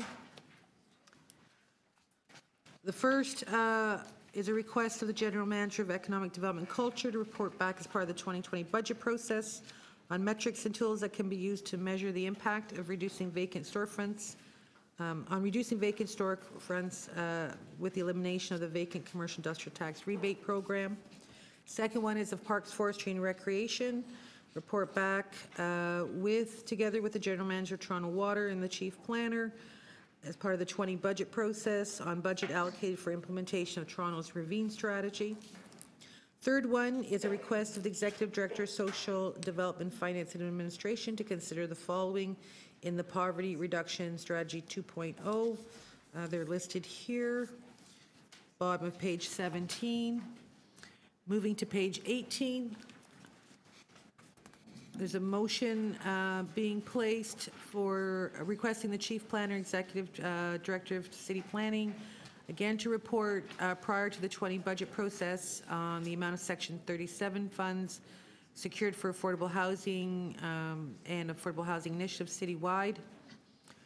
For transportation services, there's a request for the General Manager to review winter maintenance, including the cost and considerations for the delivery of enhanced snow clearing, as outlined on page 18. The final one on this page is a request of the General Manager, Transportation Services, in consultation with the City Solicitor, report prior to the 2020 budget process on lane occupancy permit fees in all areas with a focus on rates better reflecting market rates, the potential for above market rates, and use of rates as an incentive to limit the term of lane occupancy. Turning to page 19, there's a motion here for the Director of Environment and Energy to consider as part of the next implementation for Transform TO how to reflect the updated Intergovernmental Panel on Climate Change carbon reduction targets and ensure future budget requests are consistent with those targets. For the Office of the Chief Financial Officer, there's a request of the Chief Financial Officer and Treasurer to work with city divisions and agencies to identify and include in future annual budget process documents the cost reductions and revenue increases resulting from the Auditor General's reports and recommendations. Similarly, for the Auditor General's office, there's a motion requesting the Auditor General to include in future Auditor General's annual reports, beginning in 2020, savings achieved by city divisions and agencies resulting from the implementation of Auditor General's reports and recommendations. Bottom of page 19 for the TTC is a motion requesting a report back to the Budget Committee before considering the 2020 budget process. There are two items here. One is requesting the TTC in the City of Toronto what requests have been made of the province of the feds for operating and capital investments, and then the current and projected funds available from other levels of government in the 10-year capital budget, the time periods for which funding is available, and so on. So those are all the motions that are placed before the committee for consideration today, Mr. Chair. Any questions on those motions? I've been here for a couple of weeks, so I think we're probably good. Okay, finally, the last tranche here are the referrals and reports for consideration. So there's a report before you from the General Manager of Economic Development Culture entitled Investments in Culture that recommends the City Council direct the General Manager to consult with the community on priorities for further investment in the arts, heritage, and creative industries outside the core, and to report back through the 2020 budget process. This is a report in response to a motion in 2018 budget process to report back on the next phase of arts and culture funding. The bottom of page 21, again, is a report from the General Manager of Economic Development entitled Strengthening Toronto's Ability to Attract and Host Major Events through the Toronto Significant Events Investment Program. Turning to page 22, it lays out the recommendations, which is essentially to award $750,000 in 2019 to various successful recipients of this investment program. It also asks that a plan be brought back on how to fund this on an ongoing basis, tax-supported base budget, as this is now being funded on one-time basis through a reserve, and so that will be brought back as part of 2020 if this report's adopted. Page 23. So at its meeting in January 30th, 31st, City Council adopted the Housing Now initiative report. It referred certain motions to the Budget Committee so that we could amend the budget to take the initial draw of the $20 million from the City Building Reserve to fund this initiative over the next few years. Of that, $1 million would be used to develop a nonprofit housing capacity fund to support the participation of nonprofit organizations in this initiative, and that a budget be established of $7 million growth funded from this to look at creating a housing secretariat and adding staff as outlined on page 24. I want to draw your attention to the top of page 25 because there was a recommendation that directed the city manager to review the staffing that's identified in these other recommendations on whether any can be filled using existing staff. There is a report, I believe, that's before you. And I just don't have the name of that report, but it is a response from the city manager identifying that that in fact there is no ability to dedicate existing resources and recommending that these adjustments be made. Page 25. There's a report before you from the city clerk entitled Rates of Remuneration for Public Members of City Tribunals. This is a new report. It's asking that you adopt the remuneration rates for various adjudicative boards effective April 1st, 2019. This is to ensure that there is consistency across all the tribunals because to date they have differential rates. So these have been identified here, recommendations 1A and B. There is funding in each of the respective areas, but based on kind of experience, we'll be looking at what other impacts may happen. Any adjustments would come through the 2020 budget process. So those are sort of significant reports. If we get to the bottom of page 26, I won't go through them all, but just to summarize that you have transmittals from each of the 4 accountability officers with their request, and to note that in the Auditor General's office, the request there is for 2.1% increase and to convert 4 temporary positions to permanent, bringing her permanent complement to 36 positions. For the Office of the Integrity Commissioner, the request there is middle of page 27 for a base budget plus new enhanced funding of $190,000 to enhance legal and investigative work. For the Office of the Lobbyist Register, there's a request for $255,000 and 2 positions to enhance some outreach and investigative and legal work as well. And the top of page 28 is the request from the Ombudsman requesting 2 positions as well and $167,000 to support further work on intake complaints analysis. Now, moving to our agencies, we have transmittals from the Toronto Public Health, from the Board of Health regarding the Toronto Public Health budget. The last time we discussed this, we identified that there are two requests, supplementary requests from the Board of Health for new funding. One is $55,000 gross, $14,000 net to support project management for Creating Health Plus, and another $30,000 gross and $8,000 net for the Toronto Food Policy Council. Neither of these are included in the staff recommended operating budget. As it relates to the regular submission that was before staff, and then that's before you, the staff recommended budget before the committee includes all the recommended new and enhanced items other than the request for expanding student nutrition in independent schools. On page 30, that highlights, that's highlighted there, it's $625,000 gross and $603,000 net. That would be for a full year. Turning to page 31, we have the transmittal from the Create TO Board with their request. We identified there as well that we had some different differentials regarding some of the new requests for staff funding, prorated some of the differences in when those positions start, and do not include 3 that have been requested by the board, 2 of which we will be dealing with in year, which is for the Rail Deck and Parking Authority, and the other has not been included. For the TTC, what we have before you, bottom of page 31, is their request from the board. So $1.9 billion gross, $622 million net. That is consistent with the staff recommended operating budget.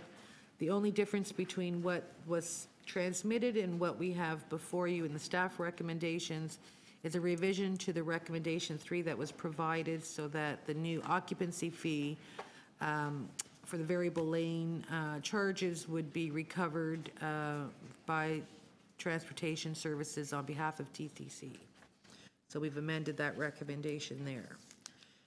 Page 33, Toronto Police Board request is not consistent with what's before you.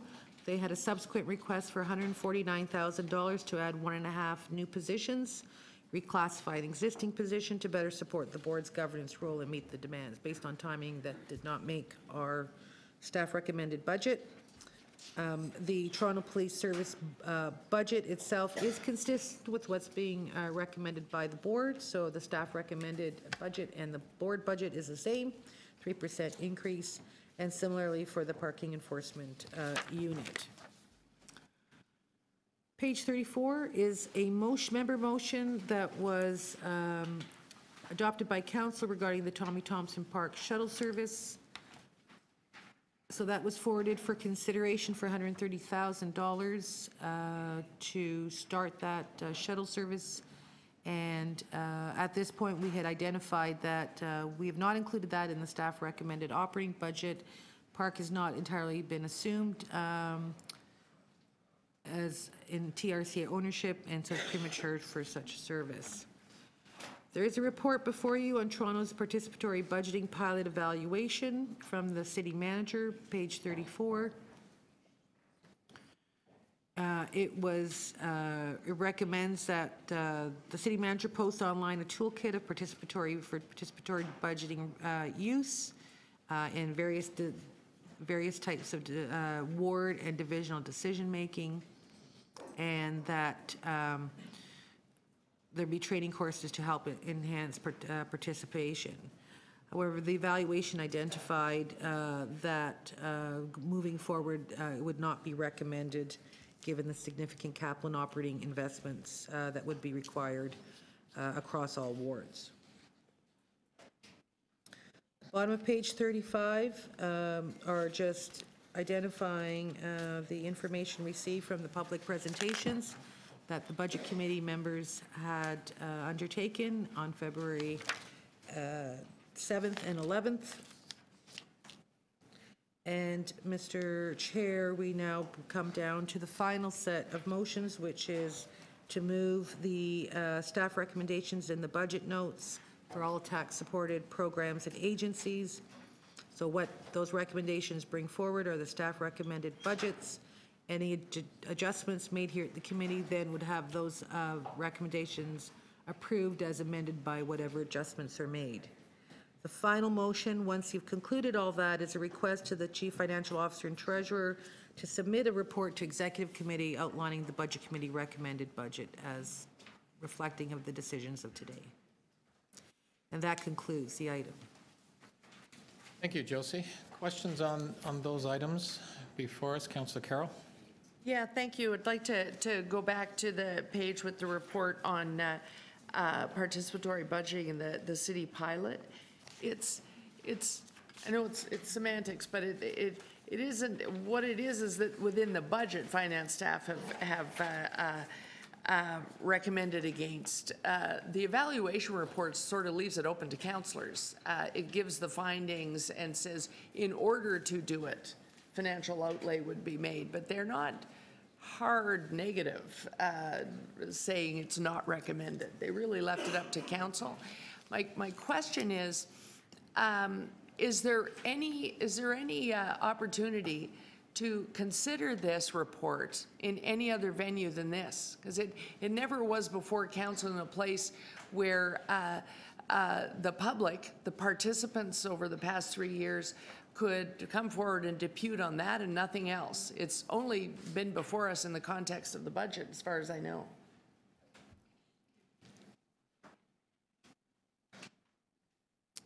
Mr. Chair, I don't see anyone here for the City Manager's office, but I do know that in the initial report did go to council for consideration as well as the evaluation.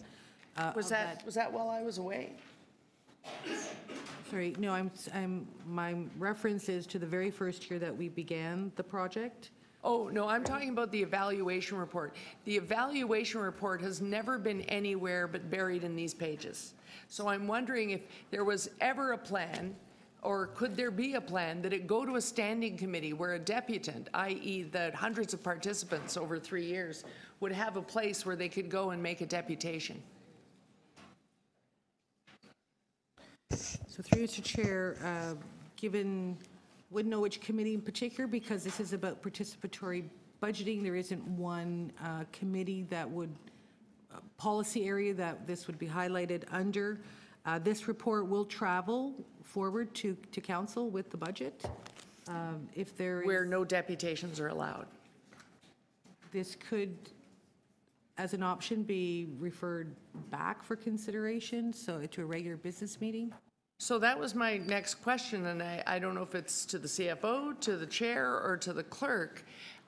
This never got to see really the light.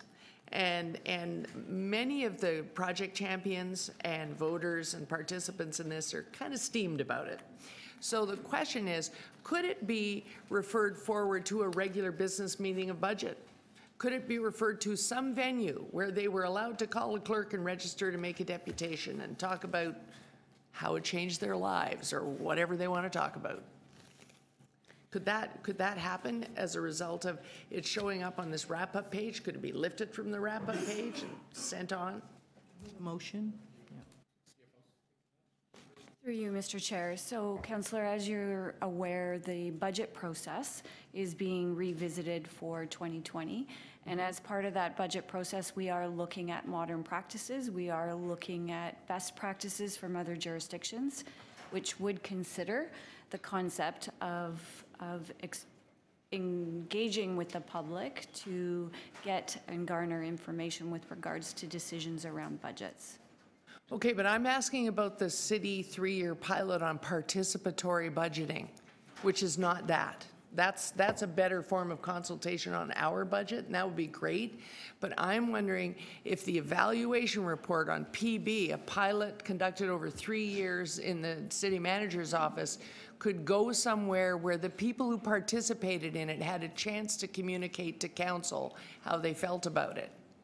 That would be a way of enhancing our consultation. I think the city manager will speak to that. If I can, through the chair, I don't really see any problem with what you're recommending. I think it is one of the tools that we use in a democratic process for people to engage directly in a budget. So maybe by motion, we could be, this could be referred back so that it does avail people to make comment on it. And I'd be happy to move the motion. What's the referral point? Where would be the best place for me to send it? I'm assuming back to the city manager, I think. Yeah, I think in terms of which committee should it come back? Yeah. If we were going to take it to a committee where people could speak to it, where would that be? Probably, I'm assuming budget here? Yeah, I think. Regular I mean, business meeting, middle of the year? Okay, I'll move that motion. Okay, thanks, Councillor.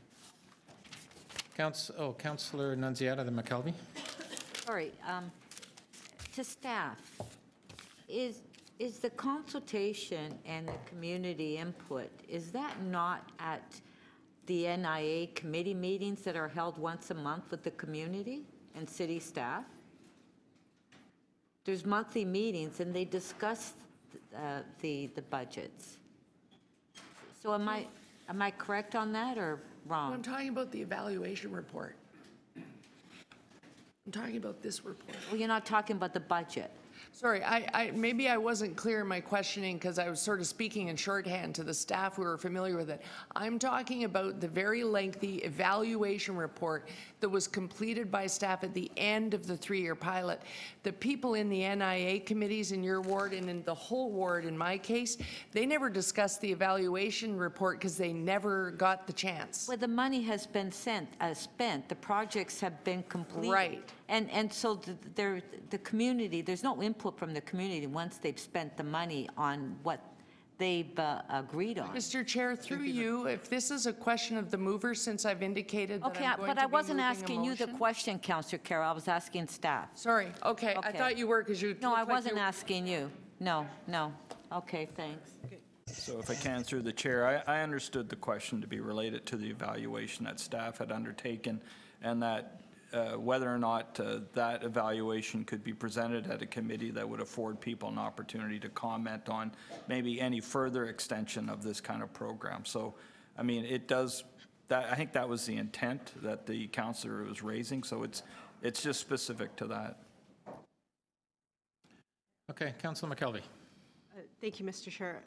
I just want to make sure I'm understanding what's happening. It sounds like there's two separate reports here. So the one is reporting back on what's been done on the participatory pilot, and the other is a review of how the budget is being done and looking at opportunities for modernization and moving forward. So I am assuming that the information from the participatory is feeding also into that budget modernization recommendations and next steps in some way? So if I can through Informing the that chair. process? Yeah, if I can through the chair, I think in coming back later this year on a revised best practice driven approach to budgeting, that we would look at, if this would make sense, we would look at something like that along with a lot of other things when we report back. But again, this focus that we have from the councillor is just on a piece of work that was done by staff and it being aired at a committee that would afford people a chance to comment on it. On what they thought went, what the lessons learned were, what they Exactly. thought worked, what they thought didn't. But then that information would carry forward into the next It's steps certainly, in modernization of the budget and how we're going to do this. right, I mean, through the chair, I mean, it could very well do that. Okay. But again, I do, as I think you've said, I see them as two very distinct things. One is related to work that we've already done and we should Right. report. That's one. And then the second one about what our future budgeting process, this may be learnings that we do incorporate into that broader report. I don't know. I mean, right now, I'm not saying it's going to happen absolutely. I just want to, all I'm saying to you is that the question that's been raised, to the comment made by the councillor, I think we know how we should deal with it. Okay. This other matter is a separate matter that's coming forward later. And for that budget evaluation, the bigger piece that's going on, will you be looking at best practices from other municipalities? So we don't just have the lessons learned from what we've done in the city, Oh, yeah. but what we've done what's going on elsewhere around us. Sure, and again, through the chair, we're doing that right across Canada. You know, we're getting some support from it, from not just other municipalities, but people in the business that look at budgeting that's being done here in Canada, in North America. So we're taking all the best practices and pulling them together in a report. And we might be starting to see snippets of that when? Well, again, we're just kind of up to our heads right now in Yeah. the details. So I suspect in the fall is Okay. probably when you're going to see it. I look forward to it. Thank you. Yeah. Thank you. Any other questions on those reports? I'm looking at the time here. I'm just going to do, sorry, Councillor Layton? Yeah, so what we'll do now is we have in years past, we'll just, one last opportunity for overall questions with regard to operating and capital, and then we'll get into speeches and moving motions. And just want to let everybody know that I was just speaking with the clerk. We will have to take a bit of a recess after we do our speeches and present our motions, just so we can. There's quite a few. We have to gather them, so we'll take a brief recess after that to gather all the motions together and get them organized. Okay. Any overall questions on the budget then? Operating capital. Councillor Layton. Yes, thank you very much. The budget's been tabled now for, I don't know, 2 weeks. Have we heard back from the federal government about the money to square off the shelter budget? So again, through the chair, I have not heard any firm final commitment yet, no. Firm or final commitment? Have there been any commitments made? Has there been any contact with them? Is there any indication that anything's coming? Well, certainly staff to staff, we can speak to. We've talked to. I've spoken with about this idea of a shortfall with a deputy minister, but I know staff, I believe, are meeting later this week with other with their federal counterparts. So staff to staff, I know there's engagement going on. I understand the mayor has raised this matter directly with the, I believe, with the Prime Minister. So, but to your specific question, have we got any commitment to the 45 million? Not yet. What do we do if it doesn't come? What's plan B? Josie, you got a plan B there?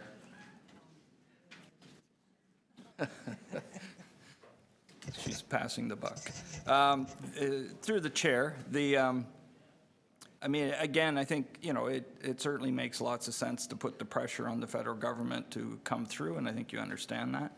I mean, if push comes to shove, we may have to look at reserves as a method by which we could offset this until such time as the federal government comes through with the money that we believe they rightfully should be paying the City of Toronto. But this is a structural deficit in the shelter and housing budget, or in the overall city budget, that isn't going away. So reserves may cover us for a year, but if the feds don't show up, we gotta pay the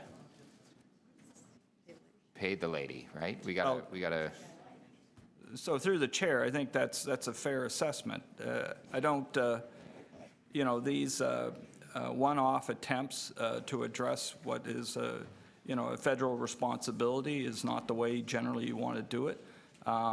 But again, I mean, as we've indicated to you, that this spike that we've seen in refugee service needs is something that doesn't appear to be going away, and hence the reason why we believe the federal government has a direct responsibility. So our hope is that we can secure not just funding for 2019, but there would be sustainable funding. And have you put any more thought to the 10 million in unallocated cuts that are identified in the overall budget about how you might achieve that, or is it still a work in progress? Well, I think, as I said earlier, we are looking at vacancies, certainly vacancies that have not been addressed from a 12-month and beyond perspective is one. Some restructuring that we believe needs to happen in order to better deliver services is two, that we believe will generate some savings opportunities. You know, so those are, I think, two fundamental ways in which we can address a $10 million target. Again, we're working through this in more detail with my senior leadership team. I don't believe that a $10 million target is unreasonable in light of the, you know, the size of our organization and the budgets that we're working with. Okay, I'm going to have a couple questions for the accountability officers, probably all three if they're here. And then I've got actually a couple specific questions around municipal licensing and standards. And what's the volume of calls we've got for sidewalk, for ice on sidewalks in the last 3 storms or 2 storms. Do we have any idea? I know 311's probably here too, so. Sorry, through you, Mr. Chair, we'll have to have a look at what we've got as far as volumes. Certainly, that's going to be an item of review as we look at the snow clearing results. I don't know that we have those handy. Can you remind me what the service standard is for the investigation of icy sidewalks? Through you, Mr. Chair, Transportation's just having a look. Okay. It's not us.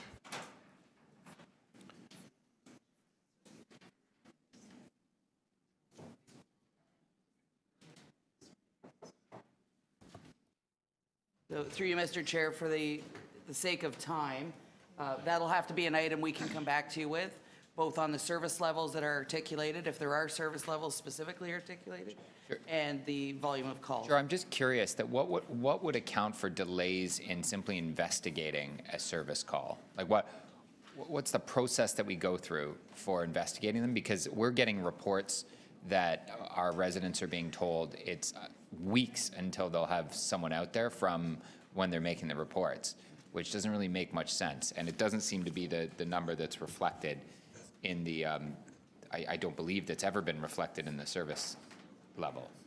Right. Your last question.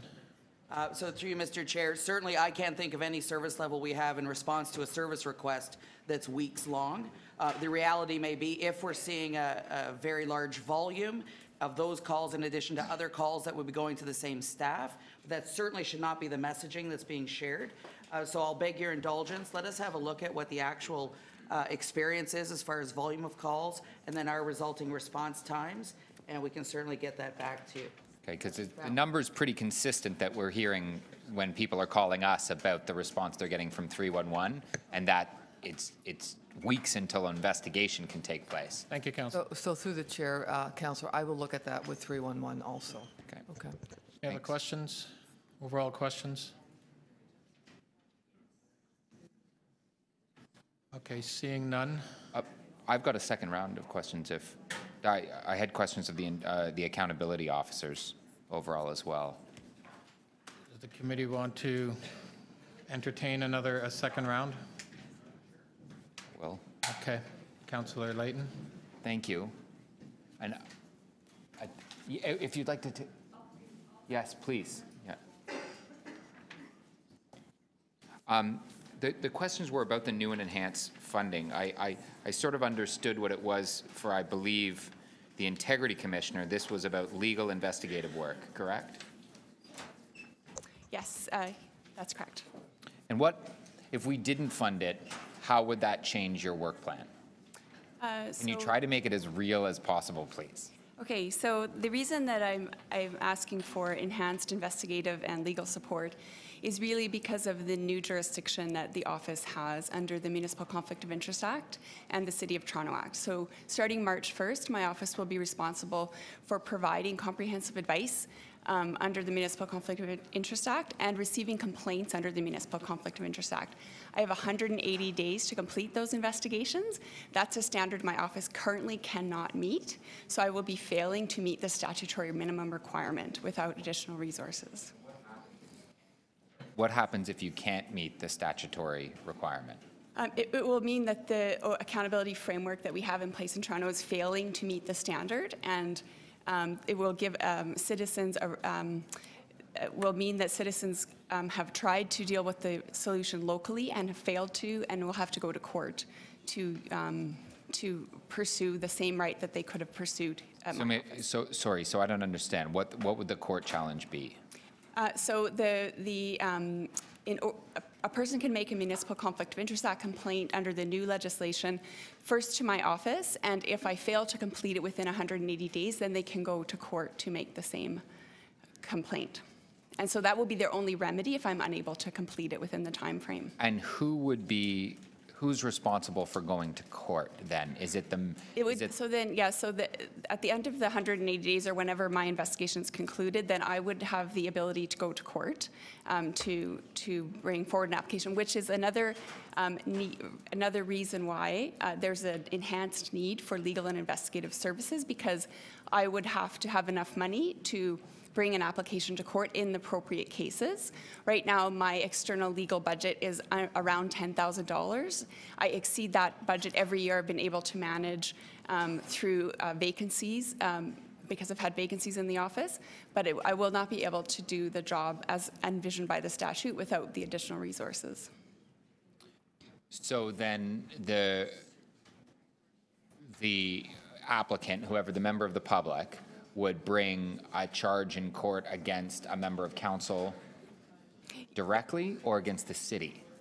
It would be against the member of council. And it would be, I think, a failing on the part of the city to have provided a program that we're statutorily required to provide under the amendments to the City of Toronto Act.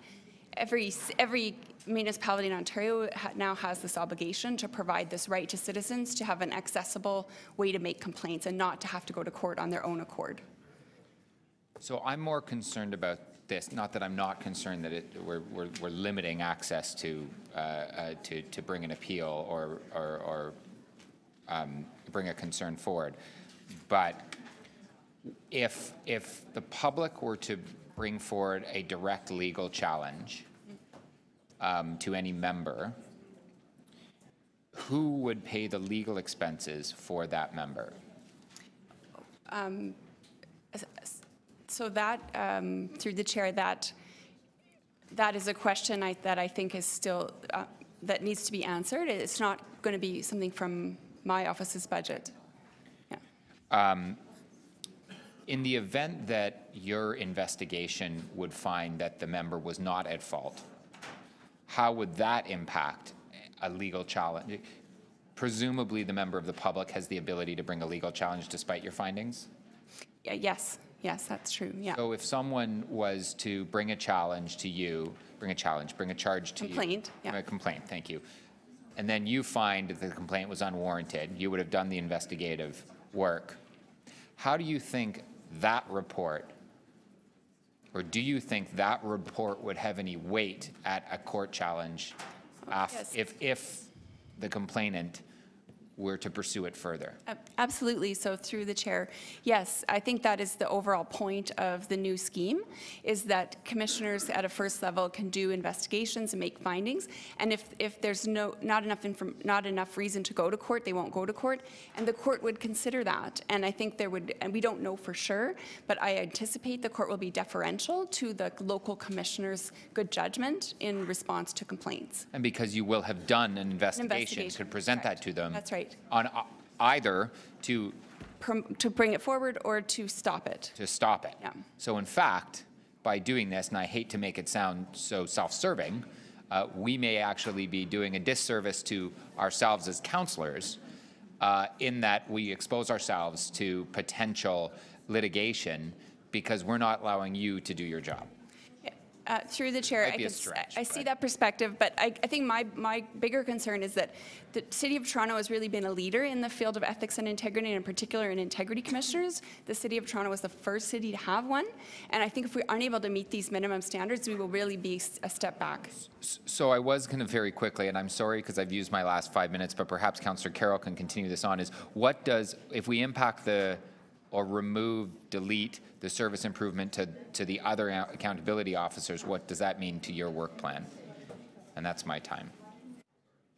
Okay, last question. Councillor Carroll next. Yes, so if we could just go to the lobbyist registrar, what are the impacts? Because similarly, I think some of your requested increase has to do with statutory requirements. What are the impacts of not honoring your new and enhanced request? Thank you, Councillor Carroll. Through you, Mr. Chair. I want to remind Council that it made a commitment through statutory amendments in 2016 to allow for administrative monetary penalties to come within the power of the lobbyist registrar. We are working with city staff and city legal to develop an implementation plan to bring that to fruition. That's one of the many things we're trying to work towards in our office, in addition to maintaining the existing load that we have in terms of completing investigations. Our staff complement has not changed since 2010. There's 2 sections of our office, one that runs the registry and one that does investigations. We don't have anyone allocated to do education and outreach. Both units have been tasked with carrying this forward over the years. In terms of our registry unit, we've seen a robust growth over the years. In the last term, there was 23,000 lobbying communications that were registered on our registry. Since 2010, when we had our existing staff complement, our registry transactions have gone up by about 400%. We have this same staff complement of 3 registry advisors. So that group, in addition to our investigative group that has been working towards improving the legislation and making amendments over the years and trying to work towards bringing to fruition what you want in the mandate in terms of expanding our powers to bring penalties and hence put the teeth behind the transparency requirements that you've legislated. Carrying that in addition to the education and outreach that's required in order to do the easiest, most cost-effective thing, which is to bring the stakeholder group voluntarily to the table and register and not have any additional investigations. It all has to work together. In order for that to happen as a group, as a unit, as an effective regulatory model, we do need to allow the office to grow as the transactions have grown over the years, and hence the addition of an additional staff member to support the registry and the addition of an additional staff member to support the investigative unit would really help us in terms of planning for the future and being able to deliver on what your vision has been codified through the law. And the education and outreach piece, that was contemplated years ago. We just keep putting off adding it. Is that the case? Well, it's our staff have been, we're small but mighty. I would say that it's always been something that we have done. We've turned it up a few notches over the years, using, we've worked with what we've had. But I want to point out that, I think the work that we've done is shown in terms of the growth on the registry. And the introduction of an administrative monetary penalty, if we complete that work, that's a whole new function. Exactly. Okay. So, and similarly, if I could ask the ombudsman, what would be the impact of not increasing your complement? Because there's a significant request here to improve investigative abilities. Through you, Mr. Chair, the number of complaints to my office has gone up dramatically, and there has been no corresponding increase or any increase, in fact, in staffing. So, in fact, the enhancement that I'm requesting is a modest increase of $168,000 to hire 2 more staff to help us to respond to these increased number and complexity of complaints. If we do not receive more staff, through such an enhancement, it will mean that our service standards will need to be reevaluated in terms of how quickly and effectively we can respond to the public's complaints. It will also mean that our ability to do cases on our own motion and to do large-scale investigations will be directly compromised because the staff will just be keeping up with complaints as they come in. Right. Thank you, Councillor. Oh, sorry, continue. Sorry, I'll be very quick. 2 examples of those kinds of initiatives from just the past year are the comprehensive inquiry we did on the winter respite services for people experiencing homelessness and the broad investigation we did of TCHC's priority transfer process for tenants. Our ability to do projects like that will be directly compromised. And finally, I would just say we are also taking a very constructive approach with trying to work with city staff constructively before complaints arise. And we offer consultations and we meet with city staff when they're devising new systems or processes to help them ensure that they are administratively fair. That constructive, proactive part of our role is extremely important to me, and it too will directly suffer if we just don't get a couple of more bodies. Right, right. Thank you, Councillor. Thank you. Any other overall questions? You've already had opportunity, Councillor Layton. Okay, seeing no more questions, we now, so this is, I just want to sort of clarify. Thank you very much. I think the questions were over for you. We are now pretty much done all of the questions. Clerks have notified me there's a lot of motions that are in the process of coming in and trying to get organized. They did say they need about a half hour or whatever. I'm going to suggest that we actually break a little bit early for lunch and just do lunch now and meet in an hour. Or so we'll be come back for 1 o'clock. Again, they do need some time, but we might as well just incorporate our lunch with that. So we're going to recess now till 1 p.m. So again, 1 p.m., not 1:30, just so everybody knows, 1 p.m. We'll be back. Thanks. And then we'll begin speaking and motions.